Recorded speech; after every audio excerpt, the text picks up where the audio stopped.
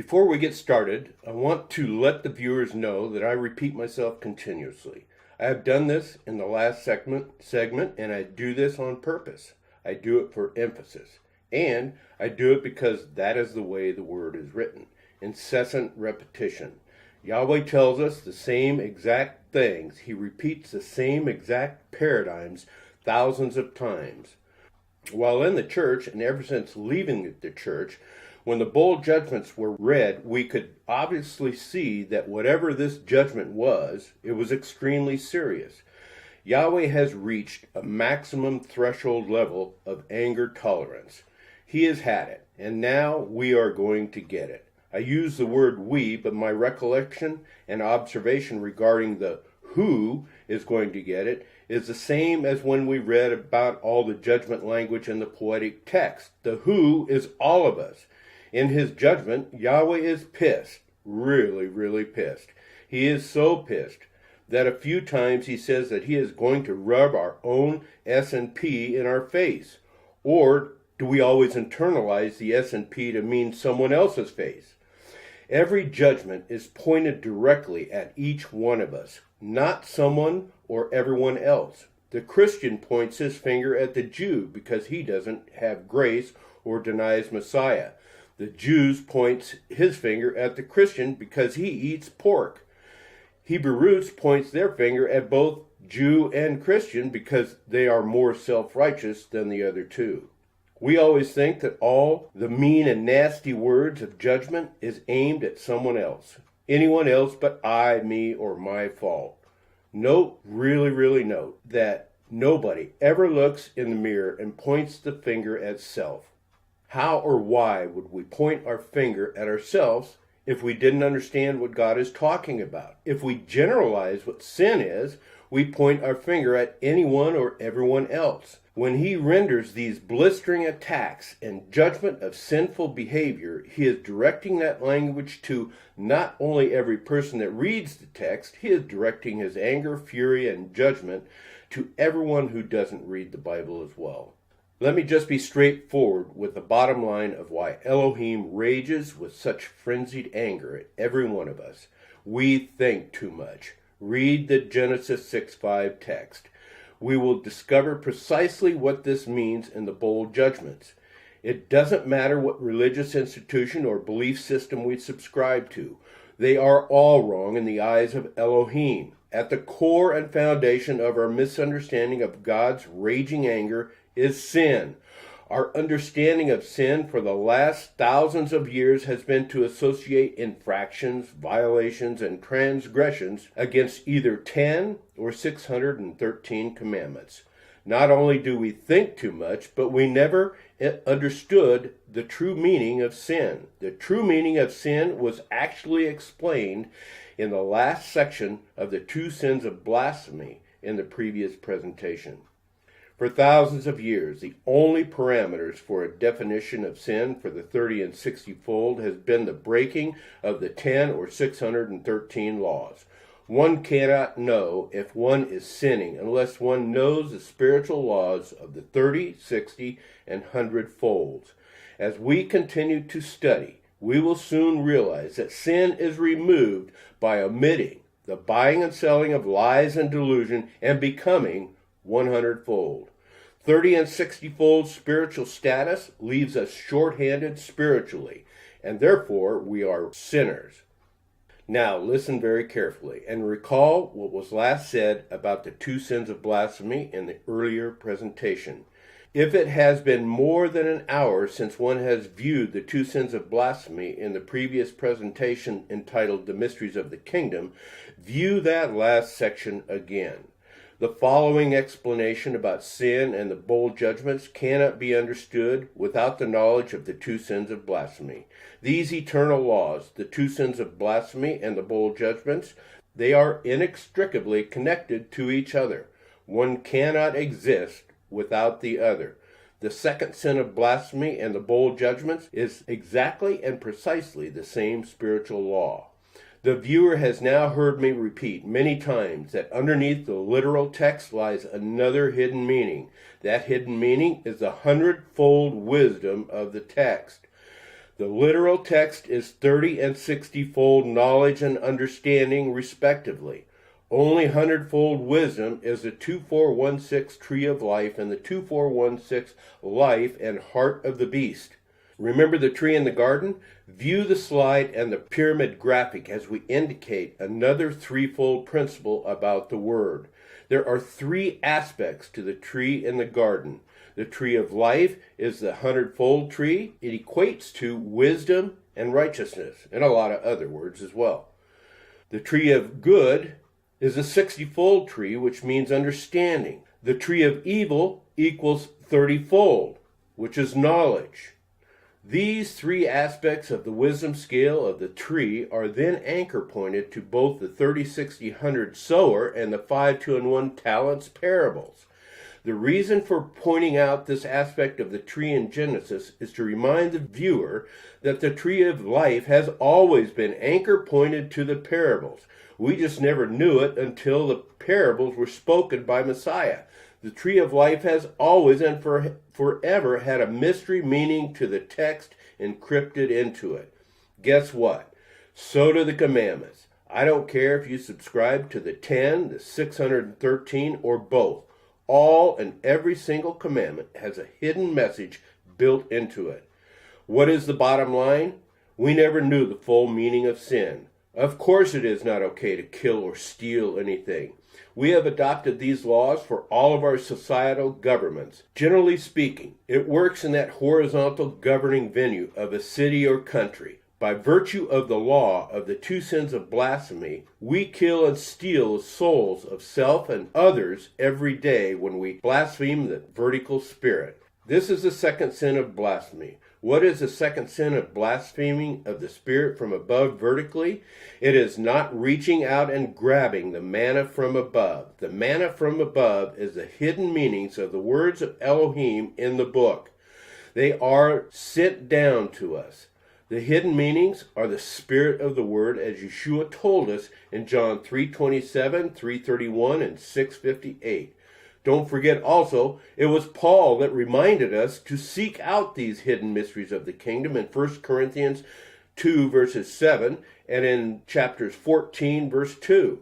Paul talks about mysteries, but I have not seen any written record where he thoroughly understood them. I suspect that his words were inspired just like the patriarchs, prophets, and John the Revelator. John wrote words that he had no idea what they meant. These writers knew there were mysteries, hidden mysteries, but they didn't know the mysteries. If they knew these spiritual laws and mysteries, they would never have been forgotten. Today, what serious person reads the Bible and then denies that there are hidden messages in the Word? Just because we don't know them or cannot explain them does not mean that they don't or never have existed. From the very beginning, Yahweh has been trying to tell us that it is our mind, our thinking, that is at the root of all sin. While the narrative text scripts a message for us to follow, the hidden spirit of the word also is simultaneously giving us a secondary message. It is this secondary message that carries a repercussion of sin that is not forgiven for eternity. This is what we learned in the two sins of blasphemy. If we do not see or hear that spirit of the Spirit from above, we are committing the eternal sin that infuriates Elohim. This is the fury, cause, and reason for all of his ranting of rage and judgment. Our ignorance or innocence of this matter is irrelevant. It is a sin of omission if we do not perceive it. We need to stop thinking that someone or everyone else is a sinner. We need to stop saying, I am a sinner, and then do nothing about it. We need to understand what sin is before we can stop committing sin. Not stealing a bike or not killing a neighbor keeps our cities safer. Not teaching the spirit of the word is called idleness by Yeshua in Matthew 12:36. This idleness of not teaching the eternal laws of the paradigms that are hidden in the Word, this is quantified and defined as the eternal sin of blasphemy. This idleness is the second sin of blasphemy that is eternally not forgiven because it is killing and stealing souls when it is perpetrated. From the very beginning, God was warning us of this eternal blasphemy. The flood in Genesis was the threshold of God's rage of transgressing sin that caused God to bring the flood. The purpose, reason, and cause for the flood in Genesis is directly anchor pointed to the bold judgments in Revelation 16:1. The flood in Genesis was brought about strictly and only because of sin. Paradoxically, God tells us in Genesis 8:21 that he will never destroy every living thing again. But then, again by paradox, Yahweh says that he will bring a flood in Revelation 12:15 and 16. So, which is it, a flood or no flood? Then, for good measure, he promises 2 more times in Matthew and Luke that the things that happened in Noah's time will happen again. Genesis 6:5 is the anchor point in the beginning that is also anchor pointed in the end times of Revelation regarding the pouring out of the contents of the bowl of Revelation 16:1. Genesis 6:5 reads, "And Yahweh saw that the wickedness of man was great in the earth, and every imagination of the thoughts of his heart was only evil continuously." This verse is the entire purpose, reason, and cause for the flood of the earth back in the day. Elsewhere we are told, as in the days of Noah, so will the end times be. As it was in the beginning, so it will be in the end. Note the 2 strong numbered words 3336 and 4284 in the Genesis text. 2803 is a cognate word of 4284, so we will also include 2803 to underscore the eternal mystery teaching. Parenthetical. I will often quote strong Hebrew words without saying strong. I find it redundant to constantly repeat the strong name. I never, ever, ever look at a single Greek word. The Greek language is a confused language, just like English and every other language under the sun. It is impossible to decipher a mystery of the kingdom from any language other than the Hebrew language. See Genesis 11:1 through 9.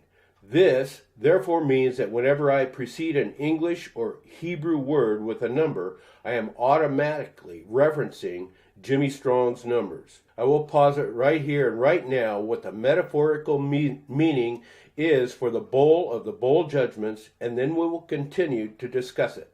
The bowl equals and equates to the head on top of the shoulders. It is our brain. It is our mind. There is no other meaning or metaphor for the bowl or the bowl judgments. The stuff, the junk, the lies, every image and idol that we have bought and sold to self or others is defined as sin, the second sin of blasphemy. Hit the pause button and take this in. We will demonstrate this countless hundreds and thousands of times by anchor pointing this paradigm to individual words and verses. Everything that we take up in this presentation, virtually every mystery from this point forward, is either directly or indirectly related to this premise of the bowl and the bowl judgments. And, as we said before, the bowl judgments and the 2 sins of blasphemy, they cannot be separated. Every presentation that follows and every written study from this point forward is inextricably woven into the fabric and network of how our free will to use our mind has corrupted our means to understand what the 2416 life of the beast is. This is actually a rather simple pattern to prove. Once we see this pattern of how we have corrupted our free will is a rather simple pattern to prove. Once we see this pattern repeat a few times, we will call it a paradigm. After the paradigm is repeated a few or several times, we will call this an eternal law of Elohim. Make no mistake and take note, this paradigm of the 2 sins of blasphemy repeats untold thousands of times in the Word vicariously and by proxy of a myriad host of Hebrew nouns and verbs. Up to now, we couldn't see or understand what we didn't know. Read Genesis 6:5 again on the slide. And Jehovah saw that the wickedness of man was great in the earth, and every imagination of the thoughts of his heart was only evil continually.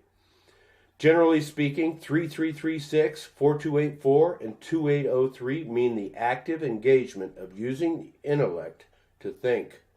This comports and agrees with the earlier statement about what and how the church and Hebrew roots do with regard to teaching. The church and Hebrew roots take a text, go to their bowl, their mind, and their intellect to conjure up a message to deliver to the children. There is no mystery to be found in the literal text, just as it is not possible to garner or reveal an eternal mystery law from Greek, English, or any other language. No single intellectual mind is capable to conjure up a meaning of a paradigm of his own human accord. A paradigm has to be known, understood, and then recalled from the memory. There is no one mind in any other language or words other than the Hebrew language. There is no one mind, period, unless one has knowledge of and is capable to recall a paradigm of the mysteries of the kingdom.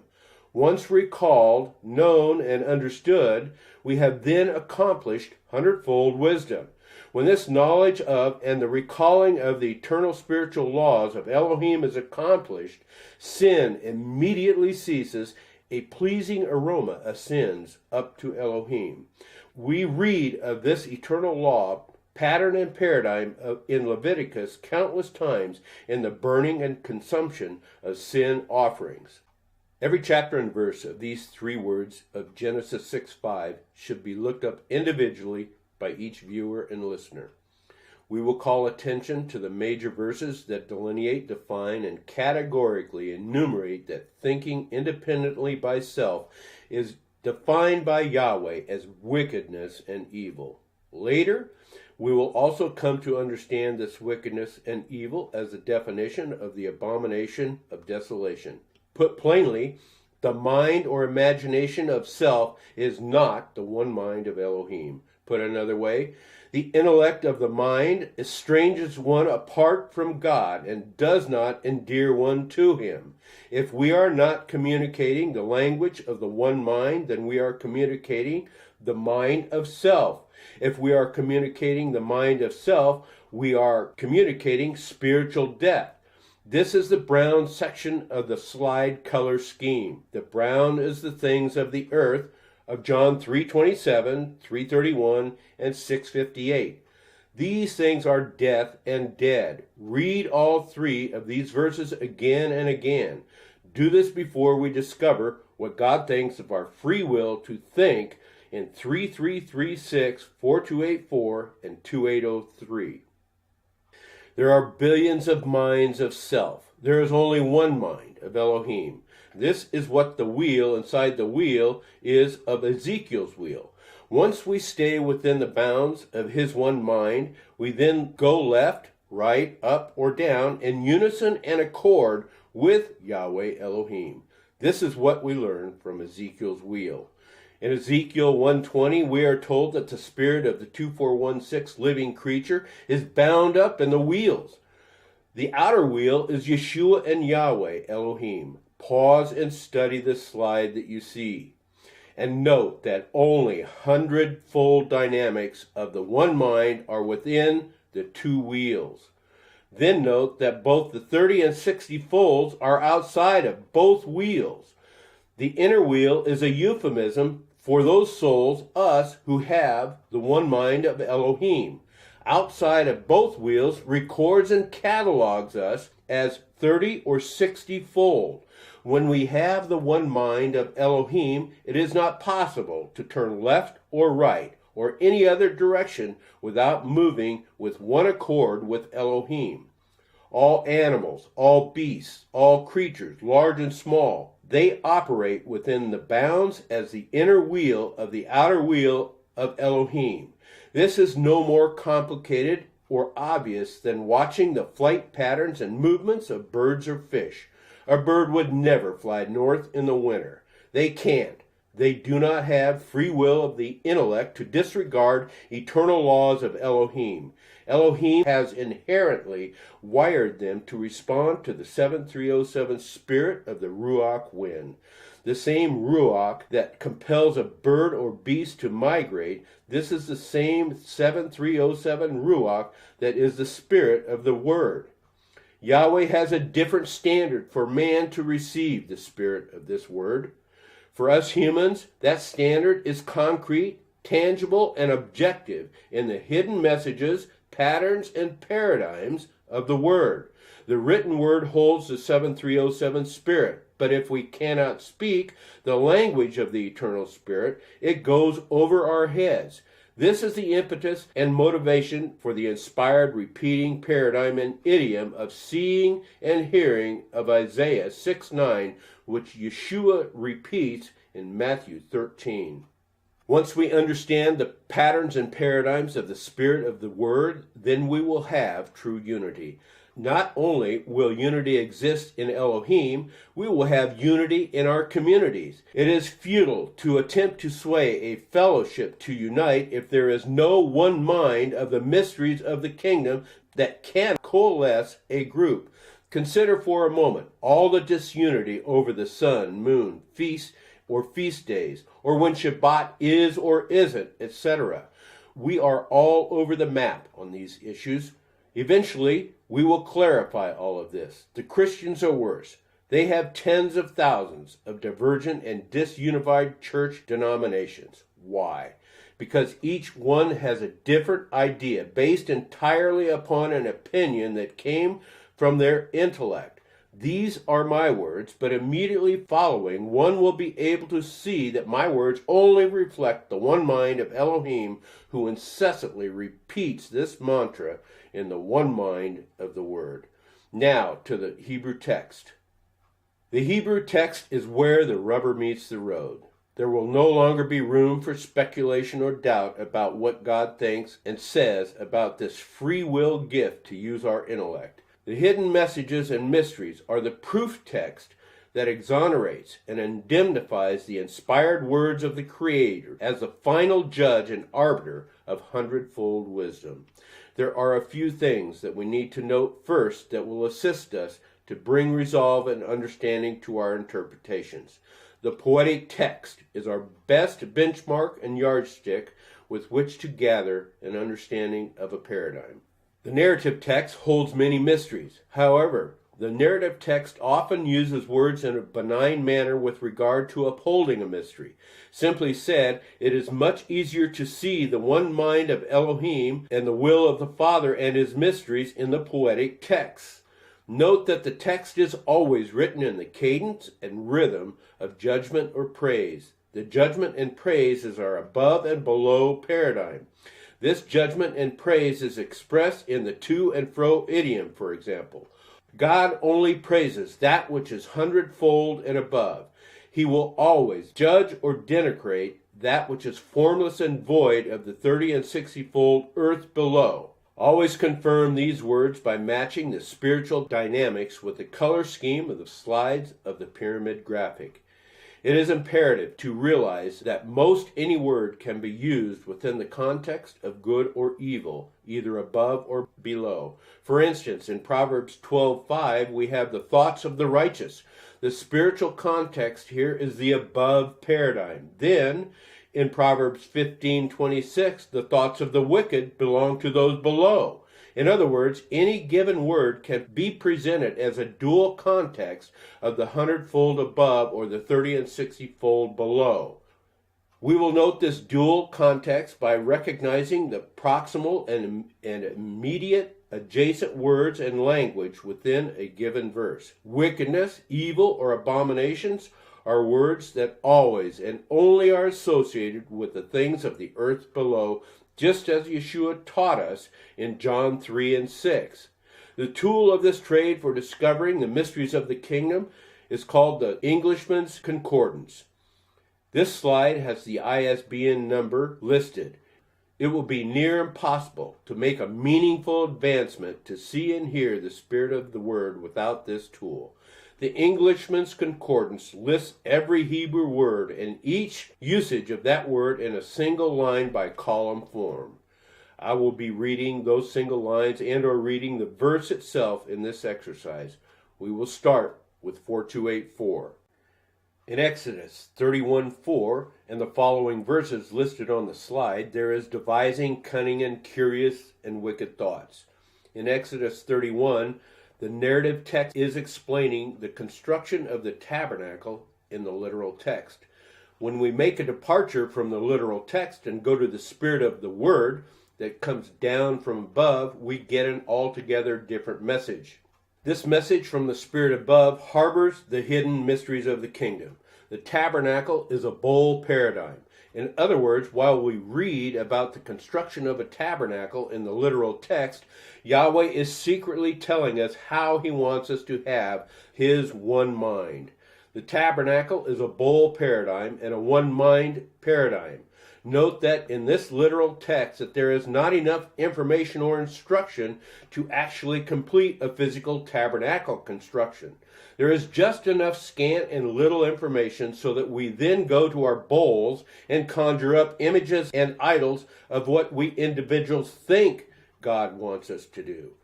This is precisely what God has done with the entire book. He just gives us enough information so that each mind sees and hears a different message. This explains why Christianity has tens of thousands of denominations. He just gave us enough knowledge to know that there is a God, but not enough wisdom in the literal text to access the eternal 7307 Spirit of God. This explains why there are a multitude of factions of people who cannot agree about what day or time a feast or festival is.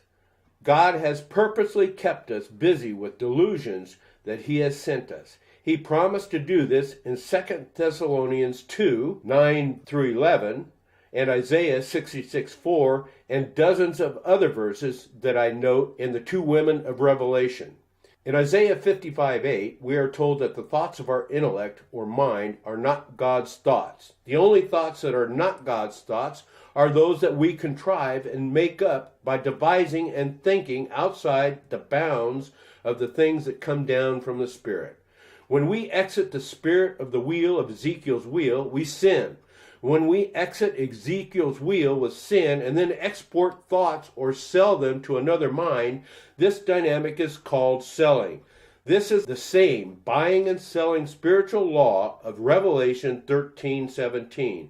If we stay within the bounds of only, emphasis on only buying and selling the spirit of the word, that is the mysteries of the kingdom, it is then that we have the one mind of Elohim. Opinions of I believe and I think put us outside of the eternity circle of Ezekiel's wheel. In Jeremiah 18:12, God is judging those that walk after their own thoughts. Note the same repeating pattern and refrain. This is a huge admonishment to quit imagining, quit making things up. Note that when we exit the bounds of the inner wheel of Ezekiel's wheel, that is when we have an evil heart. Outside the wheel is evil and sin. Inside is righteousness and wisdom. To devise our own plans is to manufacture an image and idol of our free will and intellectual mind. How often do we hear a teacher say something and then never anchor point his words to the spirit of the word?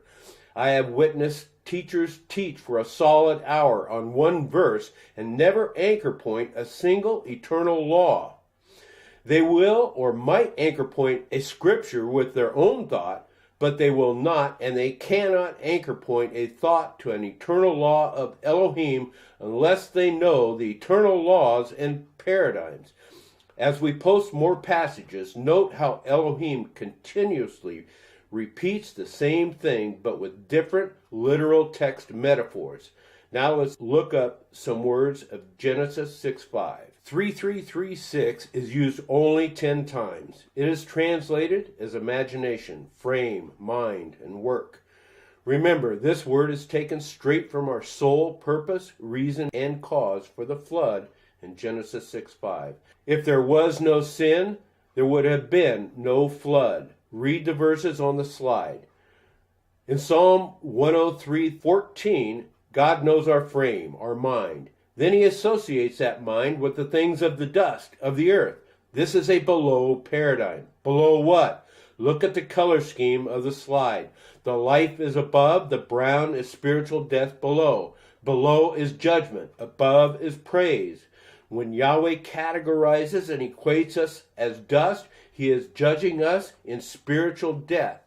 In Isaiah 26:3, we have a high order or above paradigm when the mind is stayed on God and the fruit of the Spirit is from above. Note the color and position transitions of the slides. These positions and transitions indicate the positive, negative, and the above or below dynamic. The same 3336 word used in both Psalms and Isaiah portrays both above and the below paradigms. This above and below eternal law is then anchor pointed to sinning or not sinning. In Habakkuk 2:18, we are warned about molding images. The first part of that verse says, if you mold it, don't carve it. This is a buy and sell lesson. If you offer up a delusional thought in the mind, it is molded. If the delusional thought that is molded is then bought or paid tribute to, one has bought his own or someone else's lie. This is inextricably anchor pointed to the buy-sell paradigm and the mark and the beast of Revelation 13:17. Go back and read those verses or that verse. As we have indicated, the buying and selling of either the truth or a lie depends on the use or context of the buy-sell dynamic.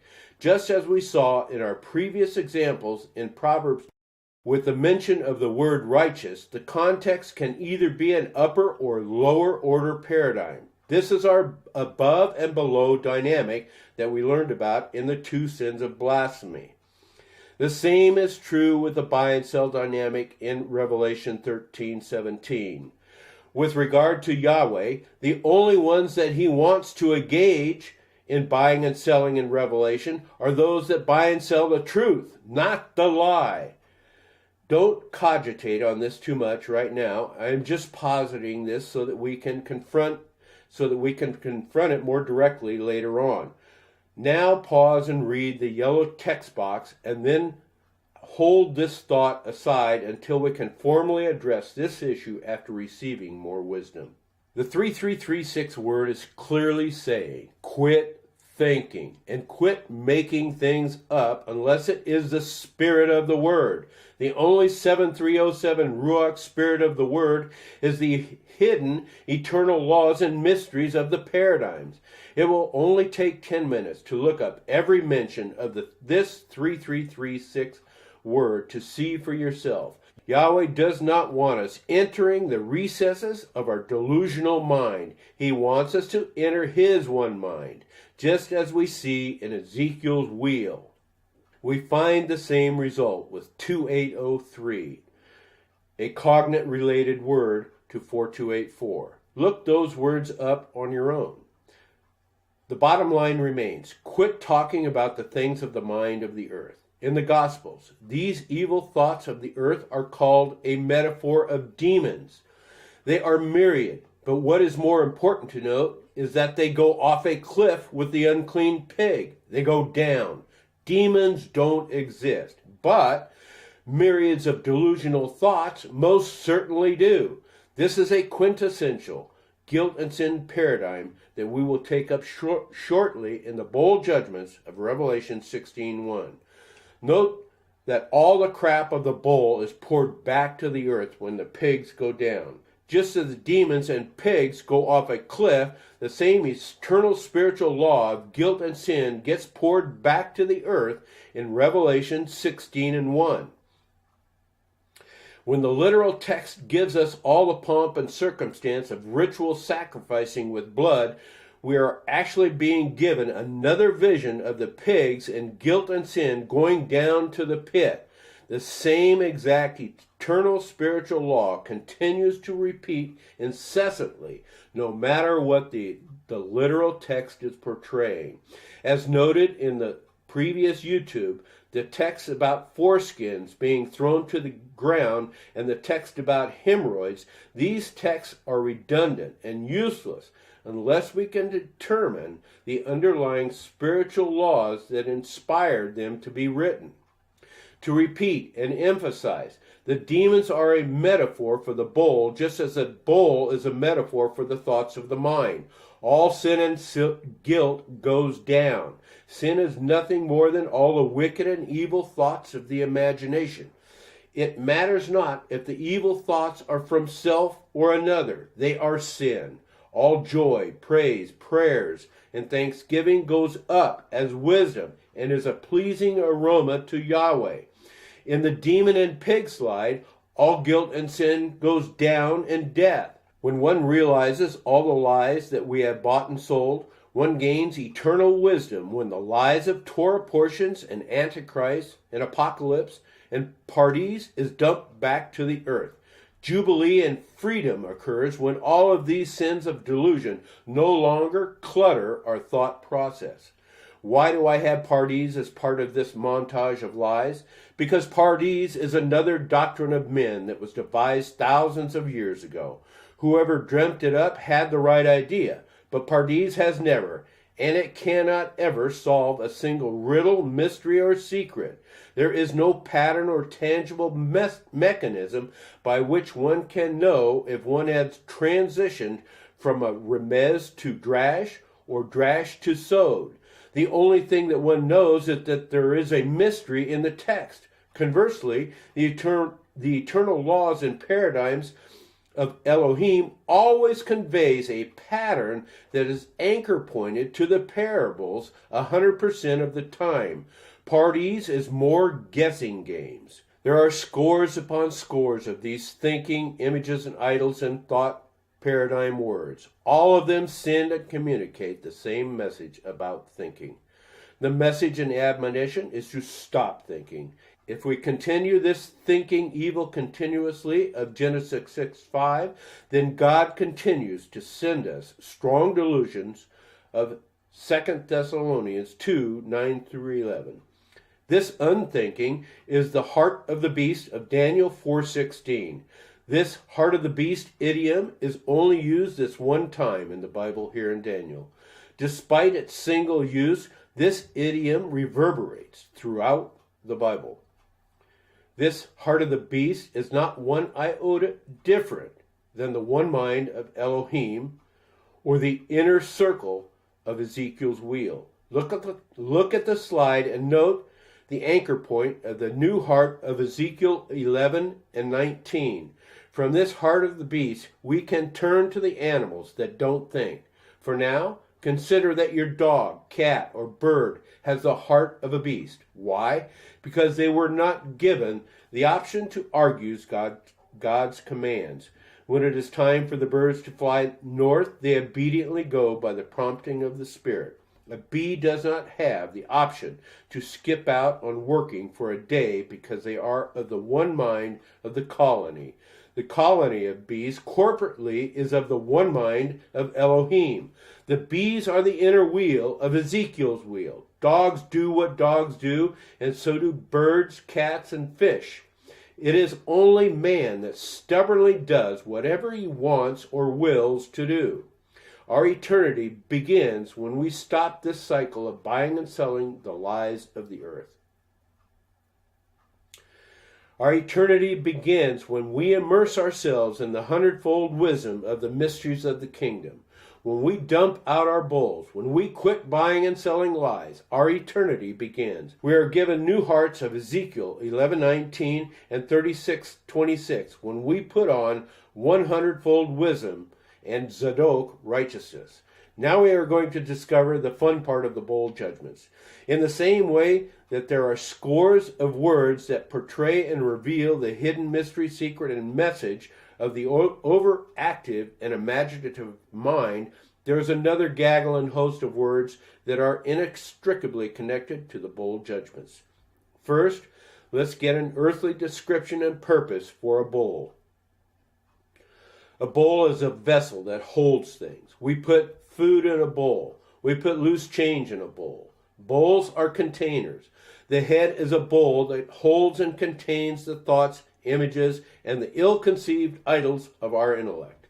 The head, the brain, the bowl, is the reception center where we can conceive messages from Elohim above. We have the free will option of receiving the messages from God, or we can receive the messages of rabbis, teachers, preachers, or any other source of data. We also have the free will option to stop buying and selling the things of the earth from man. Any data, good or bad, that enters the bowl, this data is stored in the heart. The head is the reception center and hard drive, and the heart is the storage center where we store the software.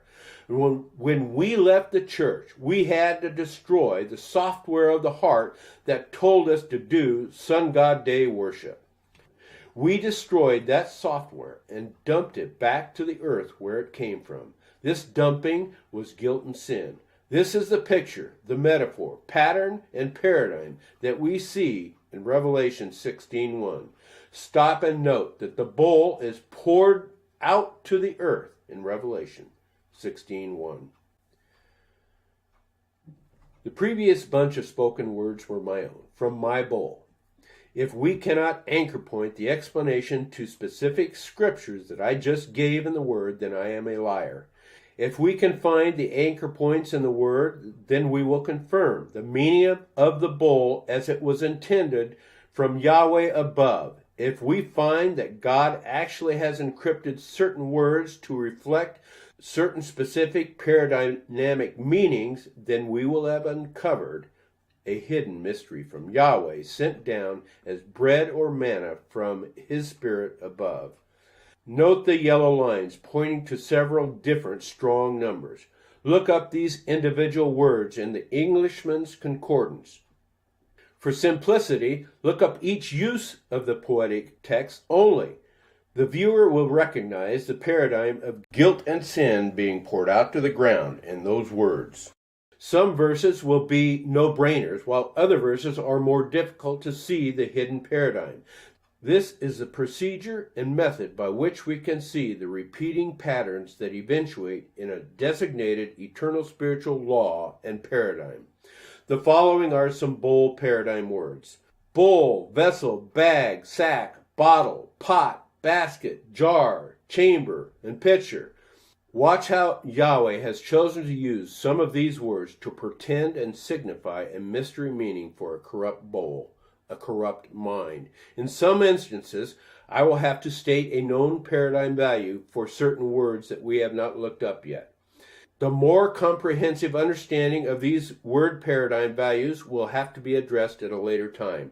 This is a perfect example of speaking the language of the Spirit, even though the words may not be understood completely. In due time, the entire language will be understood by the viewer. For now, we must stick with the pure language. Our first example of 2 Kings of the narrative text that depicts the image of a corrupt bull or a head is one of the shortest, yet also one of the most poignant, direct, and easiest mysteries to follow. This first example of the bull paradigm is a prototype example that is repeated multiple times in the word. We will indicate where to find them momentarily.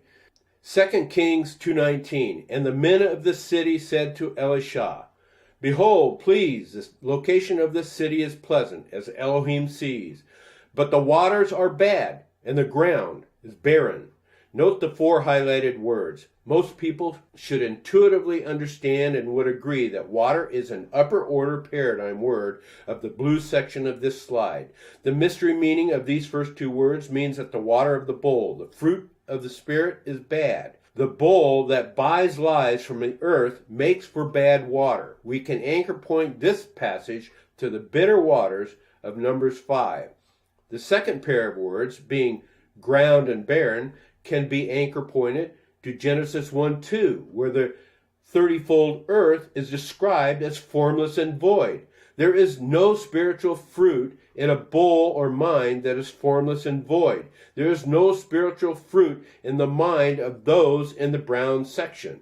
2 Kings 2:20, and he said, bring me a new jar, and put salt in it. And they brought it to him. The 2319 New is a second Adam paradigm, just as we learned in the introduction YouTube. Paul in 1 Corinthians tells us about the first and second Adam. The first Adam is natural, not spiritual. The second Adam is spiritual. This means that after we put on the one mind of Elohim and are resurrected and born again, our second Adam, our new and eternal life begins. We know this as the millennial age. Obviously, the jar in 2 Kings is the new bowl, the mind, the new heart that is given to us as told in Ezekiel 11:19, 18:31, and 36:26. Let's read one of those verses. And I will give them one heart, and I will put a new spirit within you, and I will remove the stony heart out of their flesh, and will give them a heart of flesh. When we add everything up that we are working with in these texts, we can plainly see that we get an awful lot of new stuff when we get all things new. When we dump out the old stuff, we get the new stuff. We get a new heart, a new bowl or jar, and a new mind. We also know this as the resurrection and born again. Yeshua told us the same thing when he said we get new wine in the new wineskin. We can insert the bowl or jar for the bag or wine bag in Matthew 9:17 and the other Gospels as well. The 4417 salt in 2 Kings is a Messiah paradigm. This means the Messiah, just as a rock is always a Messiah paradigm in the Word. There are hundreds of Messiah paradigms that we will disclose as we progress. By inference, after we dump out the old bowl in Revelation 16:1, then take on the new wine goes into the new wineskin. The new wine and salt are both Messiah paradigms. This is taking on the one mind of Elohim, anchor pointed in Revelation 17:13 and 17. Those are very important verses. You should look them up if you haven't already. Those are critical to understand. Now, we have also anchor pointed the new wine of the Gospels to the bold paradigms here in 2 Kings, which is inextricably connected to Revelation 16:1. This means that the new wine and the patched garment texts are anchor pointed to Revelation 16:1. We didn't make up anything from our intellect. We didn't employ our free will. We didn't buy another lie from some dubious author of Christian paraphernalia. All we did was match up a few known paradigms of eternal laws of Elohim that are hidden beneath the literal text. And for good measure, we are not done yet with 2 Kings. 2 Kings 2:21, and they went forth to the spring of the waters and threw salt in there, and said, so says Yahweh, I have healed these waters. There shall be no more death or barrenness from there. The 4161 spring is another Messiah paradigm word wherever it is found. Water spring, spring, deep well, wellspring, these are always Messiah paradigms. They are the source, as 4161 is sometimes translated. The 7495 healed is pronounced Rapha. This too is a Messiah paradigm. Rapha is a healer. This is obvious. In the last line of this verse, we can anchor point the ceasing of death to 1 Corinthians 15:54. Death is overcome because we have taken on the one mind of Elohim by quitting the buying and selling of lies of the earth. If another teacher teaches anything about the word salt without indicating that the word means the Messiah, it is called idleness according to Yeshua in Matthew 12:36, and it is equated to the second sin of blasphemy, which is never forgotten. In 2 Kings 4:38 through 41 and Ezekiel 24:1-14, we have the same paradigm repeated. In Judges 7:19 and 20, the pitchers were broken. The pitcher is no less a bowl paradigm than the jar of 2 Kings. The pitcher is broken because of the mind that is an abomination. Pay close attention to this dynamic of heads that are smashed, broken, decapitated, wrung, or otherwise destroyed. These are all euphemisms for the abominable and desolate mind that insists on using the free will option to imagine and think instead of seeing and hearing hundredfold wisdom from above. In Revelation 16:1, we have the bowl judgments. The third and last judgment of Revelation, it reads, "And I heard a great voice out of the temple saying to the seven angels, Go and pour out the vials or bowls of the anger of God on the earth. The temple is also a bowl paradigm. Look at the posted slide called Peg in the temple." Shortly, in Judges 4:21, we will address this in some detail. What we want to take with us now is that the contents of the corrupt bowl is always associated with the ground below. Eventually, we will come to realize that a house, temple, palace, tent, tabernacle, sanctuary, and many, many more such words are bowl paradigms. The prototype and pattern is established in Revelation 16:1 with regard to the contents of the bowl. All the contents of the bowl is poured out to the ground. The contents of the bowl is guilt and sin. This common thread of the contents of the bowl being returned to the earth is ubiquitous in the bowl judgment paradigm passages. Why is the bowl emptied back to the earth? Because we bought the lies of the earth. Evil goes down to the earth while glory goes up. In Judges 4:21, Yael drives a stake through the head of Sisera. Why was it necessary for Yahweh to indicate that the stake or peg went completely through the head and into the ground in Judges 4:21? It is because all the guilt and sin of the corrupted mind and bowl must go back to the earth. This is exactly what we see in the temple ritual sin offerings in Leviticus 4:25 and 34. Same paradigm, same law. It never changes. This guilt and sin that gets consumed or goes down to the ground matches all the sacrificial services and instances where the blood of sin and ashes is either burned or poured to the earth. To understand the mystery of Sisera, it is irrelevant what the literal text is saying. The literal text is just a tool, a harbinger. It is a delivery mechanism to hide the mysteries of the kingdom. Now with our 2 Kings, 1 Samuel, and the examples of sacrificing and Revelation 16:1, we have an eternal law in a pattern that has been repeated multiple times. In my written work, I explain that when the sin and guilt goes down, prayer, praise, joy, and thanksgiving goes up to the nostrils of Elohim as a pleasing aroma to him. At the expiation, expunging, and the burning of sin, the Father consumes all sins of the two sins of blasphemy forever, just as Yeshua already said would happen. In my written work, I go into much, much more detail where this is called a cycle of righteousness. As we see in the Dagon passage of 1 Samuel 5:2-5, the head is destroyed before new life begins. The false god Dagon takes a header. Just by coincidence, he loses and breaks his head. There is much more to this text account, but I write on this several times in other work. For now, note that besides the head being broken, note that when he crashes, that his head goes face down. Face down is an idiomatic expression that means death in the pit. We go face down in death while pouring out guilt and sin, and then rise to 2416 life as the new heart of Ezekiel 11:19 and 36:26 is given to us. Death of the corrupt mind must go down before new life and resurrection comes up.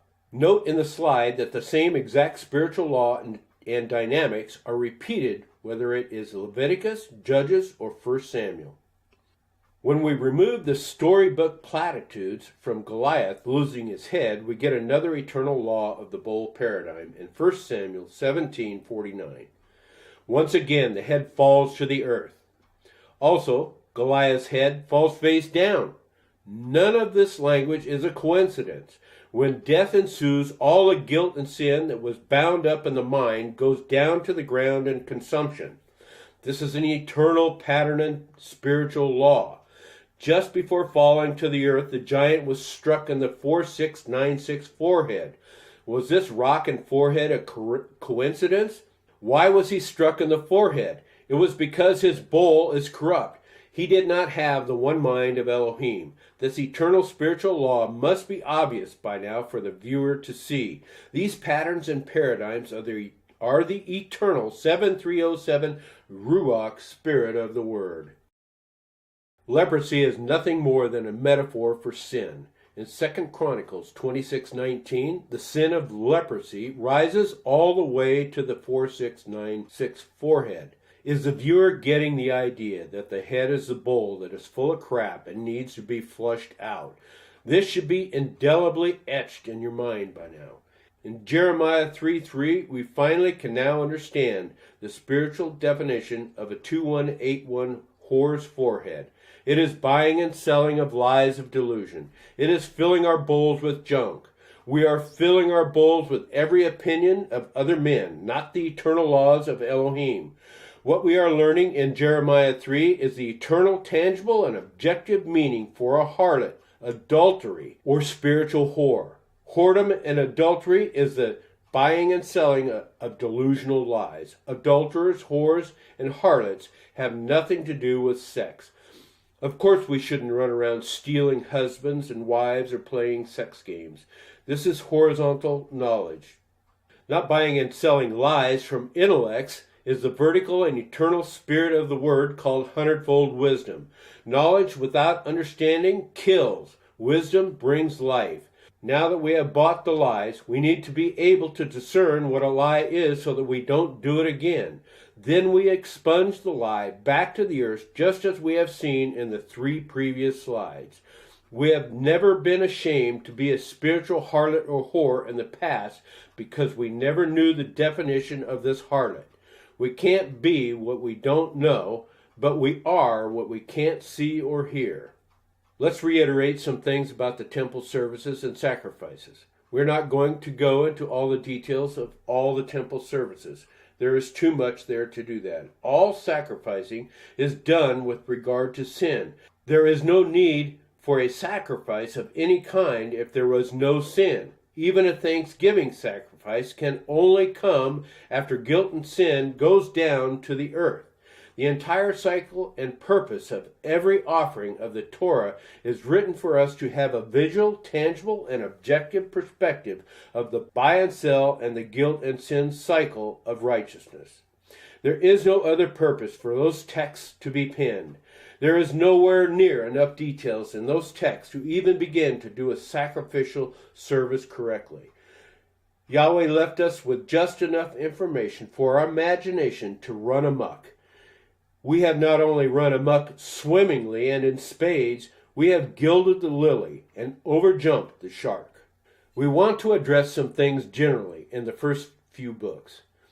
In the temple services, all the blood and ashes of the guilt and sin offerings is either burned up, consumed, or poured out to the ground at the base of the altar. This pouring out, pouring down, or any such words that indicate a downward direction, this direction as opposed to an upward direction, all of these words are guilt-sin paradigms of the bowl being emptied. Only the bowl, only our mind clutches to the lies we have been bought and sold. When sin goes down, joy goes up. Recall the paradigm of what is good and what is evil in the color slide schemes. Death goes down and life goes up. Good is up, bad is down. Simple as this may sound, this is an eternal law and pattern of Elohim. Note the simplicity of the eternal laws, and then note how complicated the minds of men have made them. Death goes down forever, and eternal life goes up forever. When the birds have their head wrung off in the temple services, this is no different than any other beheading metaphor that we have mentioned. Note in those bird beheadings, one goes down in death, the other goes up in life.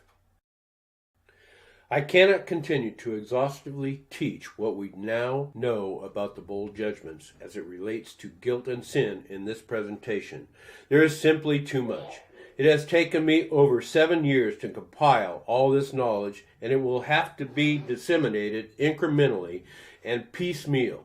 I have to posit some more general knowledge of what is in store for us to learn. I just want to mention this so that the viewer will know that what we have covered so far is literally a drop in the bucket.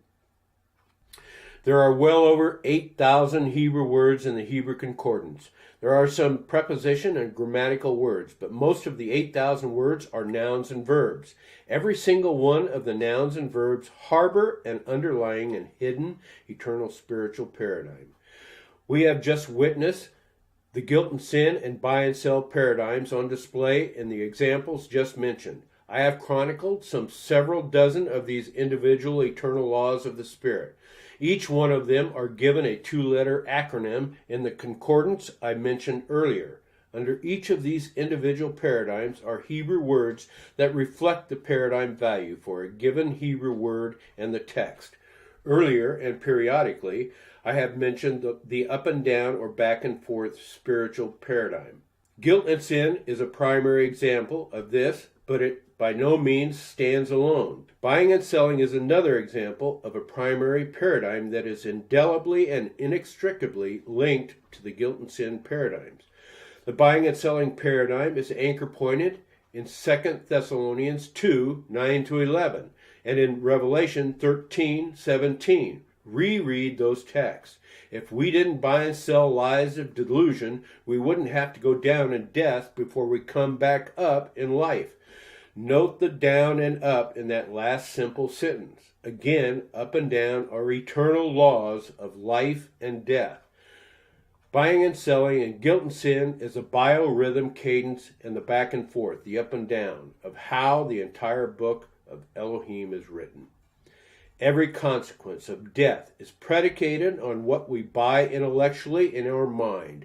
When we buy lies, the text reflects wickedness, evil, and abominations. When we buy lies, we get judgment and go down.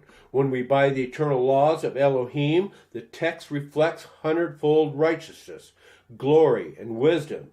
When we buy the truth, life abounds, upward.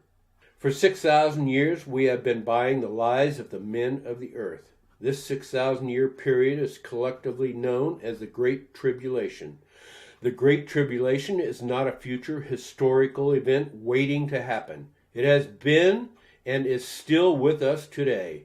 There is a dual paradigm that occurs within the eternal law of buying and selling. By the lie, death ensues eternally. By the truth, life abounds eternally. For right now, I will end with this. If we buy the right thing, the up thing, we live. If we buy the down thing, the lie, death ensues. In Revelation 13:17, we are told that the only ones who can sell are the ones that have this mark or the name of the beast. So far, we have only casually mentioned the beast and the mark. Keep in mind, as we continue to uncover the mysteries, that the mark and the beast may be associated with good or the upside of life, not just death and destruction down below as we have thought. I am saying that with an exclamation mark. Now let's go to the pyramid graphic to understand the sower, talents, and virgins parables. From there, we will immediately begin to understand what all of the numbers throughout Scripture mean. This knowledge will then immediately launch us into the understanding of the mysteries of the 4 beasts of Daniel and beyond. This segment is about the 3 folds and the 4 kingdoms. It will also include a deeper understanding of the pyramid graphic. We will begin to reveal the mysteries of the sower, talents, and virgins parables in more detail. It is absolutely necessary for one to have first viewed the introduction Mysteries of the Kingdoms YouTube before viewing this tube. Because of the new and first time ever knowledge that was presented in the introduction trailer and the Mysteries of the Kingdom YouTubes, it will be impossible to understand this section without that foundational knowledge. By the end of 2014, I had invested 4 years of constant and relentless study of the paradigms. All the paradigms emanated from first understanding the spiritual laws that are hidden in the Matthew 13 and Matthew 25 parables.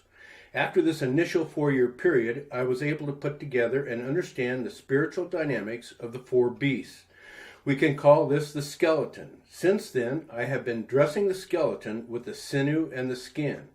I needed to have a visual graphic by which to objectively view this kingdom structure.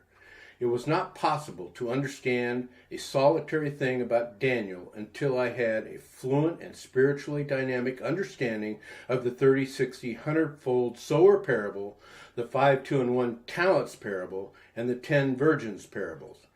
To begin, note the slide of the 30, 60, 100-folds of the sower parable in the pyramid graphic. It is these 3 parables that have to be intimately understood within the parameters of the Spirit of the Word from above that allow us to understand Daniel. The explanation of the Spirit of the Word was the primary focus of the Mysteries of the Kingdom tube. With that introduction, look at and review the posted pyramid graphic slide. Please don't underestimate the powerful ability of this simple graphic to convey the knowledge of the wisdom of the kingdom of God. There is nothing that I either write or speak that cannot simultaneously be linked to this graphic. Every strange word, image, or text of Daniel and Revelation can be viewed and explained in this graphic. This sounds like hyperbole, but it is not. There are certain aspects of the pyramid graphic that I will not address at this time. The graphic, however, does not contain a single thing that I do not explain in detail in other written work. I will not get tediously pedantic about minutiae or nuanced details with these parables. The full and complete understanding of these parables will come with more time and wisdom. Understanding the numbers will come at us piecemeal and incrementally, as there are many nuances to the numbers that would be too confusing to elaborate on in this beginning.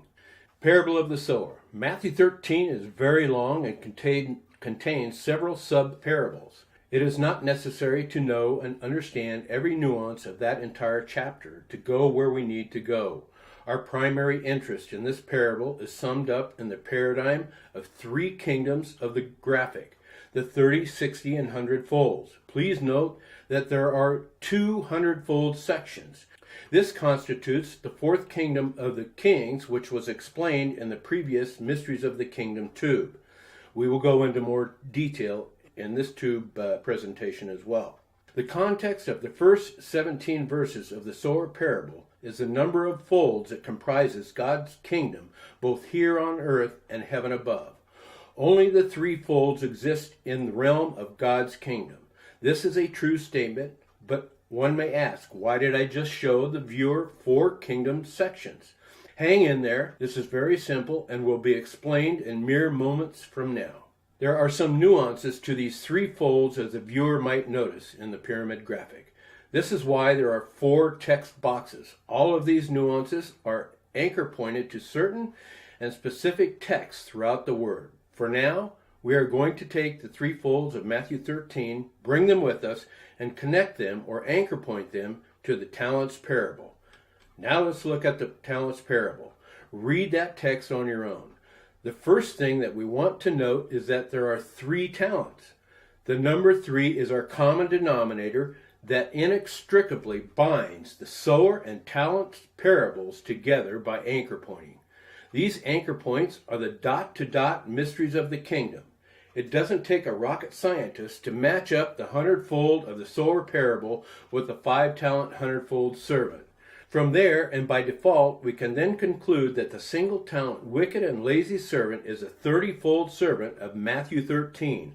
Again, by default, the 60-fold that remains is the 2-talent servant. Look at and study the pyramid graphic. Yahweh is sending us a vision of his eternal kingdom of 3 folds that we will soon be able to see also as 4 kingdoms. Cast this knowledge in stone. Etch it in your mind. This is the language of the Spirit of the Word. The 3 talents is 3 folds, period. Everything that we do from this point forward will witness and confirm this 100-fold wisdom.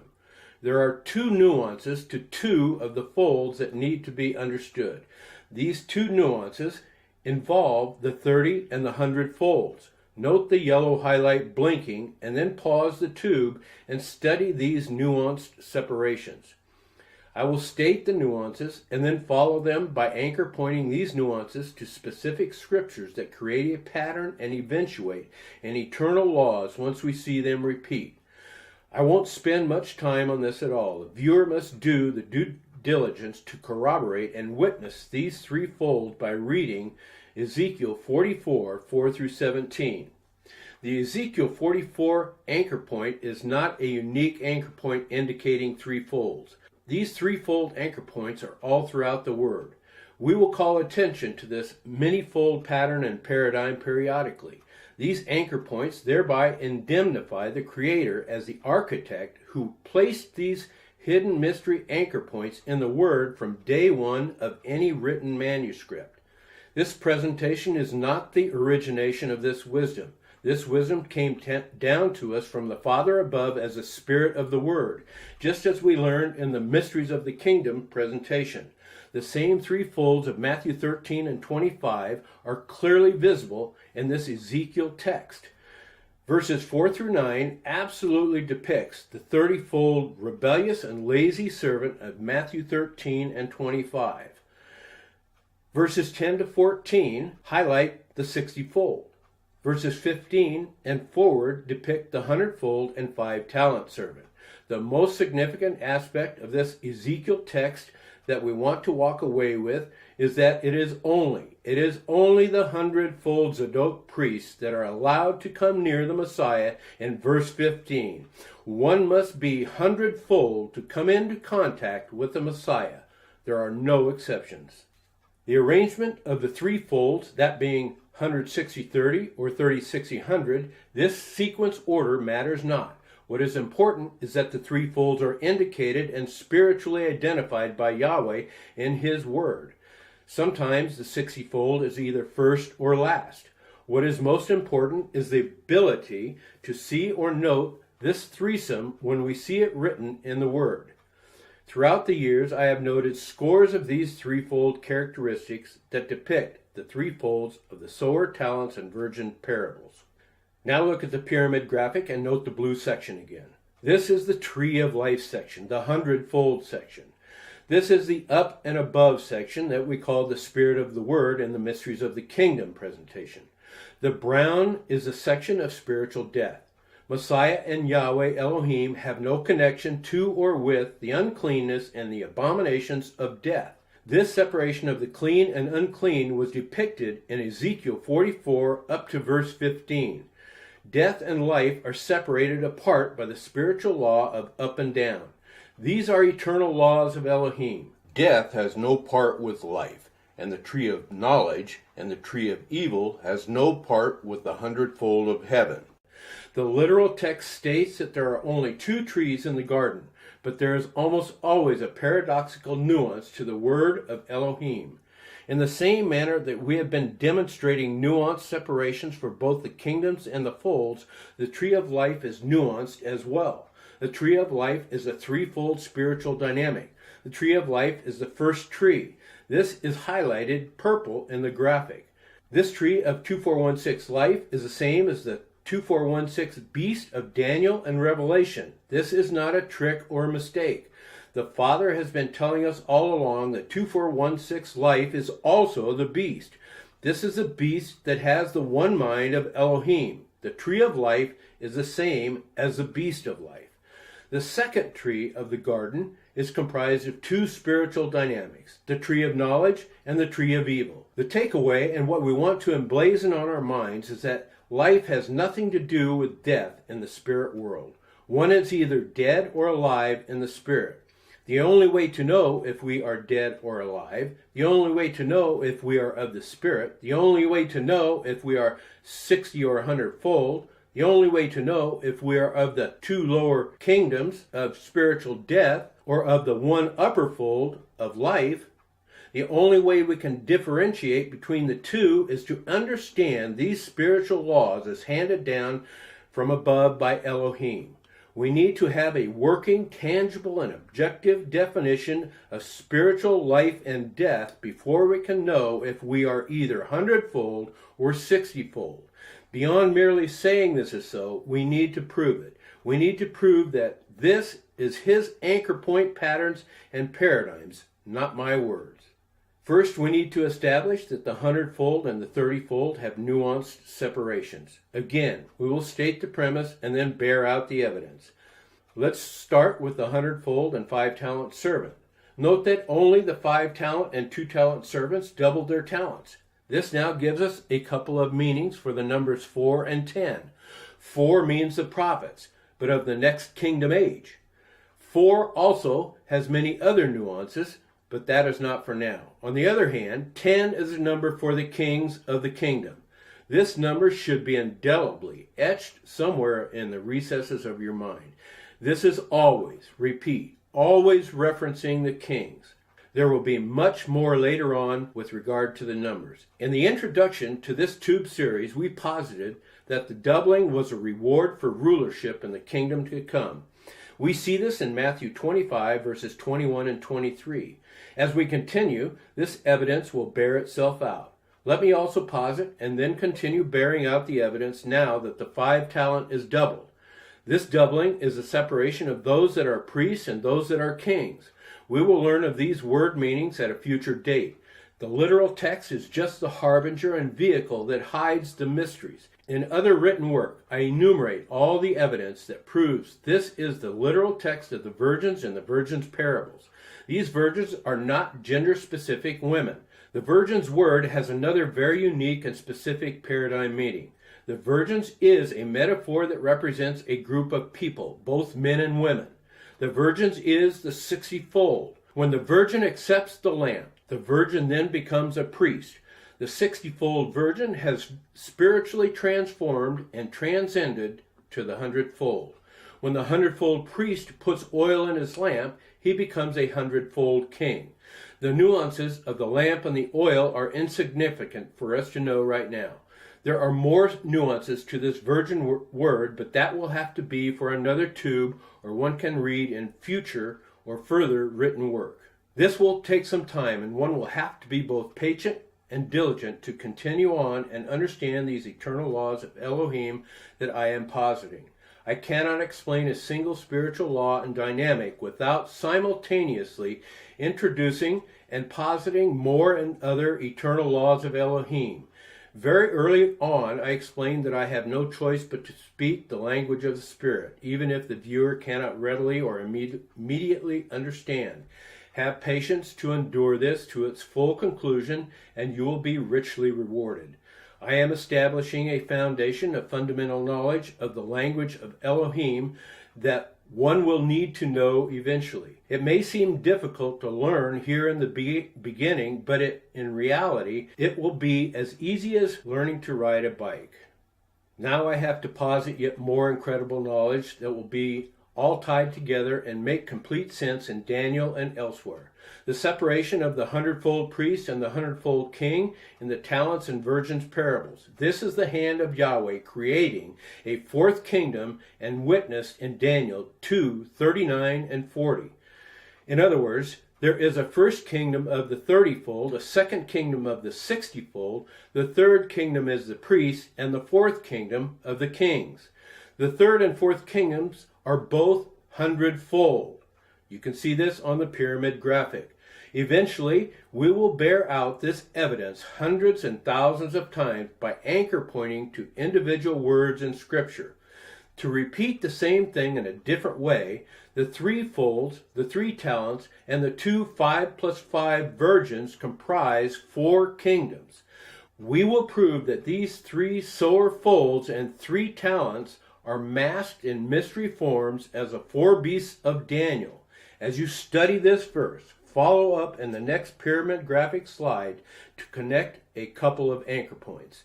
The 2 anchor points we want to connect in Daniel 2:39 are the third and the fourth kingdoms. Now let's go back to the pyramid graphic and anchor point the third and fourth kingdoms to the priests and the kings respectively. This is critical to grasp for our collective database of knowledge before moving on. We will anchor point these 2 kingdoms a myriad of times in separate scriptures beginning in Genesis 1 and continuing through Revelation. Special note, In the third kingdom of the priests and the fourth kingdom of the kings, respectively, I have the numbers 110 and 10. Disregard for the time being. These numbers are explained in several of the written documents available for further review by the viewer. Now, let's look at the separation of the lower 30-fold kingdom. In the pyramid graphic, the bottom section shows the Jews and the Gentiles as a 30-fold. They are separated horizontally. The kings and priests are separated vertically, top to bottom, as we just saw. It is easy to see this Jewish and Gentile separation today as the Christians and the Jews are still separated. It is necessary to see this separation of the Jews and the Gentiles as we explain the Upharshin of Daniel 5:25. Now let's begin to tie together all that we have posited in Daniel, beginning in Daniel 5:25. Nobody has ever solved the mystery of the writing on the wall in this verse because the entire answer to this mystery is locked up and bound up in the knowledge of the parable paradigms. In Daniel 5:25, we see the separations of the 100-fold kings and priests, and we will also see the separation of the 30-fold Jews and Gentiles. And yes, the 60-fold second kingdom is there as well. Daniel 5:25, and this is the writing that was written. Mene, mene, tekel, upharshin. The first thing to note of this threefold is that the first fold of mene is mentioned twice. The 4484 mene, mene is the twofold upper kingdoms of the pyramid graphic, the kings and the priests. These are the kings and the priests.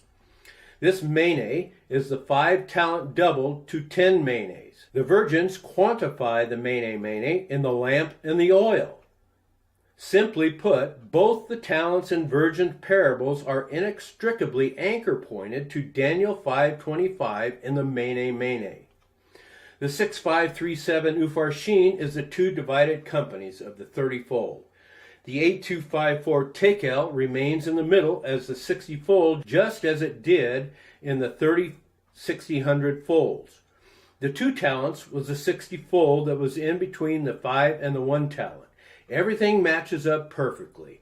Every word was crafted and sovereignly placed by Elohim, not the messenger. The hierarchical order of God's kingdom starts at the top with kings and works down from there. Earlier, we saw that things and words that are up or higher are high-order 100-fold paradigms. We pointed this out in the 100-fold mountain, the 60-fold hill, and the 30-fold earth. In the wisdom scale, it goes like this: 100-fold wisdom, 60-fold understanding, and 30-fold knowledge.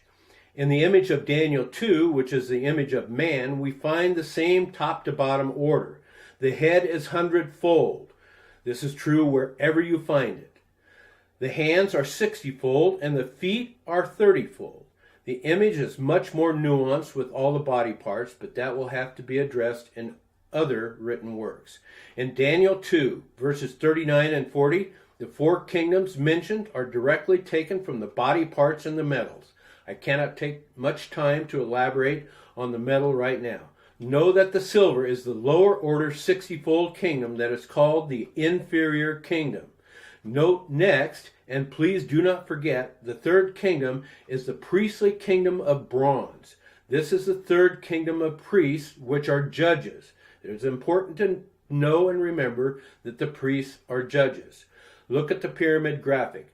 Bronze not only means judgment, bronze means the priest. A king is also a judge in the same way that the higher ranking captain of any military order is also a lieutenant. The fourth kingdom of the kings, which is strong as iron, is typified as the 10 kings near the top of the pyramid graphic.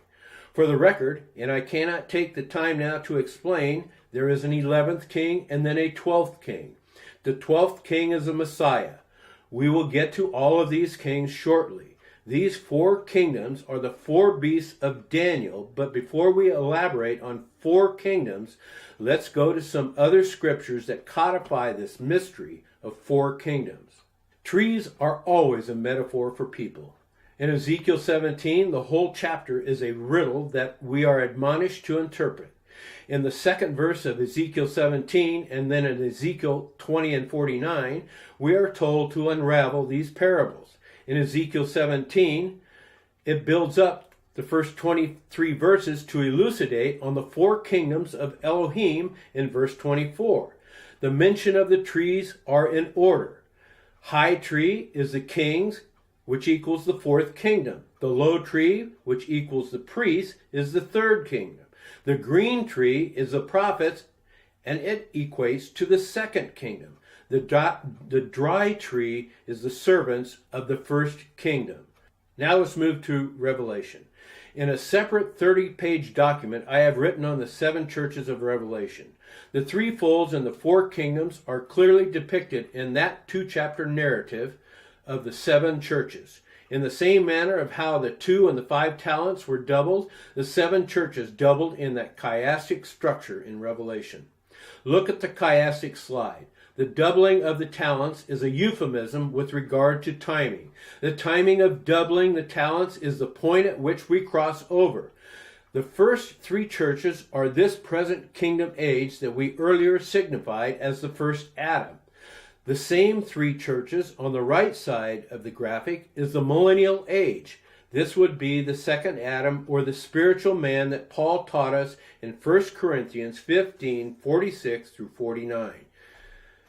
The same is true with the depiction of the chiastic structure of the churches of Revelation. Disregard the 4th church for the moment.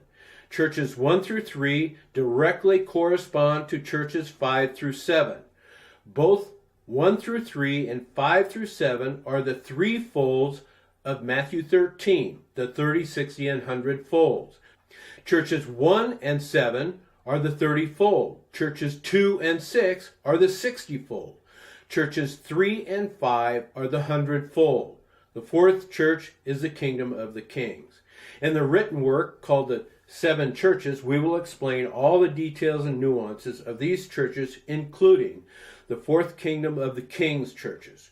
Now we have sufficiently cemented the idea by eradicating all suspicion and doubt that there are 3 folds and 4 kingdoms of the kingdom of God.